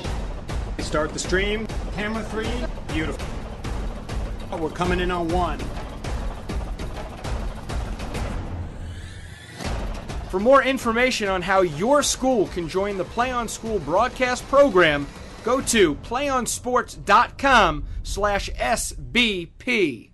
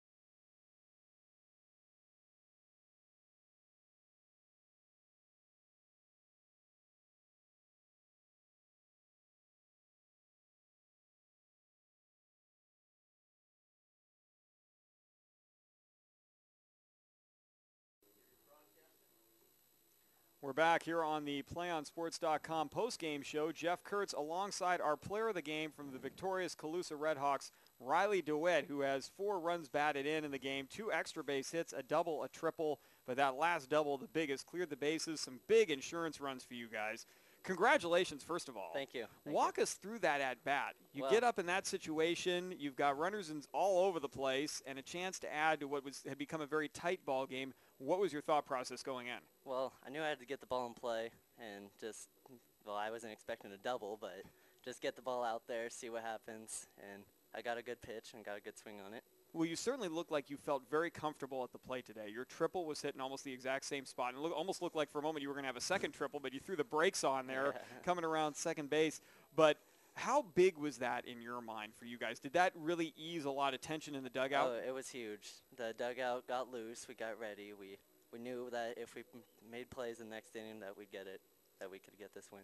Well, and not only did you do well offensively yourself today, but you made some pretty impressive defensive plays as well, including that one in foul territory that you not only caught, but you did a somersault and you stuck the landing. So maybe gymnastics in your future as well. That's my next.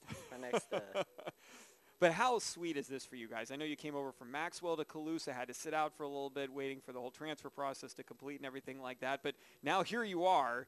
Did the season materialize as you envisioned, or does this exceed your expectations? Well, at the beginning of the season, we had 3 goals. We had to win county, win league, and win sections. And we had 2 coming in, and this was our only one left. And is it as sweet as you had hoped it would be? Oh, it's even sweeter. Well, congratulations, Riley DeWitt, our PlayOnSports.com player of the game. Again, 2 for 4. 4 runs batted in, 2 extra base hits, and a fantastic defensive play as well. Not a bad afternoon for this young man to my left. We'll be back, wrap it up here on the PlayOnSports.com postgame show in just a few moments, folks. Please stay with us.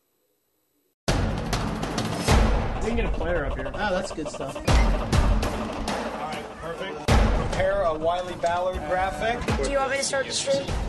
Start the stream. Camera 3. Beautiful. We're coming in on 1. For more information on how your school can join the Play on School broadcast program, go to playonsports.com/SBP.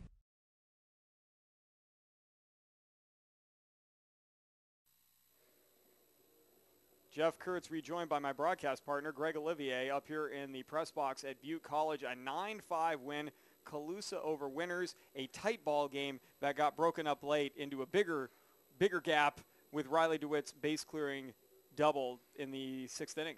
Yeah, they came up big at the right time, and it seemed like the right kid in the right time, at the right spot, and everything just seemed to work out for him there in the bottom of the inning, or top of the inning. Yep, and actually the bottom of the inning, you're right. Is the bottom. We've seen so much baseball so far, folks. We've seen 14 coming up here playing Sutter in just a few moments in Division II. But staying with this game for just a moment, Greg, we saw a lot of good talent out there. Trevor Ray, a stolen base of home plate, no less. He had 3 steals in the game, but just a little bit too much Colusa. They did a great job bouncing back from that early 3-0 deficit. That could have really imploded their game. Instead, they were able to take a 4-3 lead after that first inning and then hang on the rest of the way. Yeah, I would have taken the best that they had to offer and take the punch in the mouth and recover and come back and score 4 yourself, and then just really put the game into perspective, go out and execute your game plan.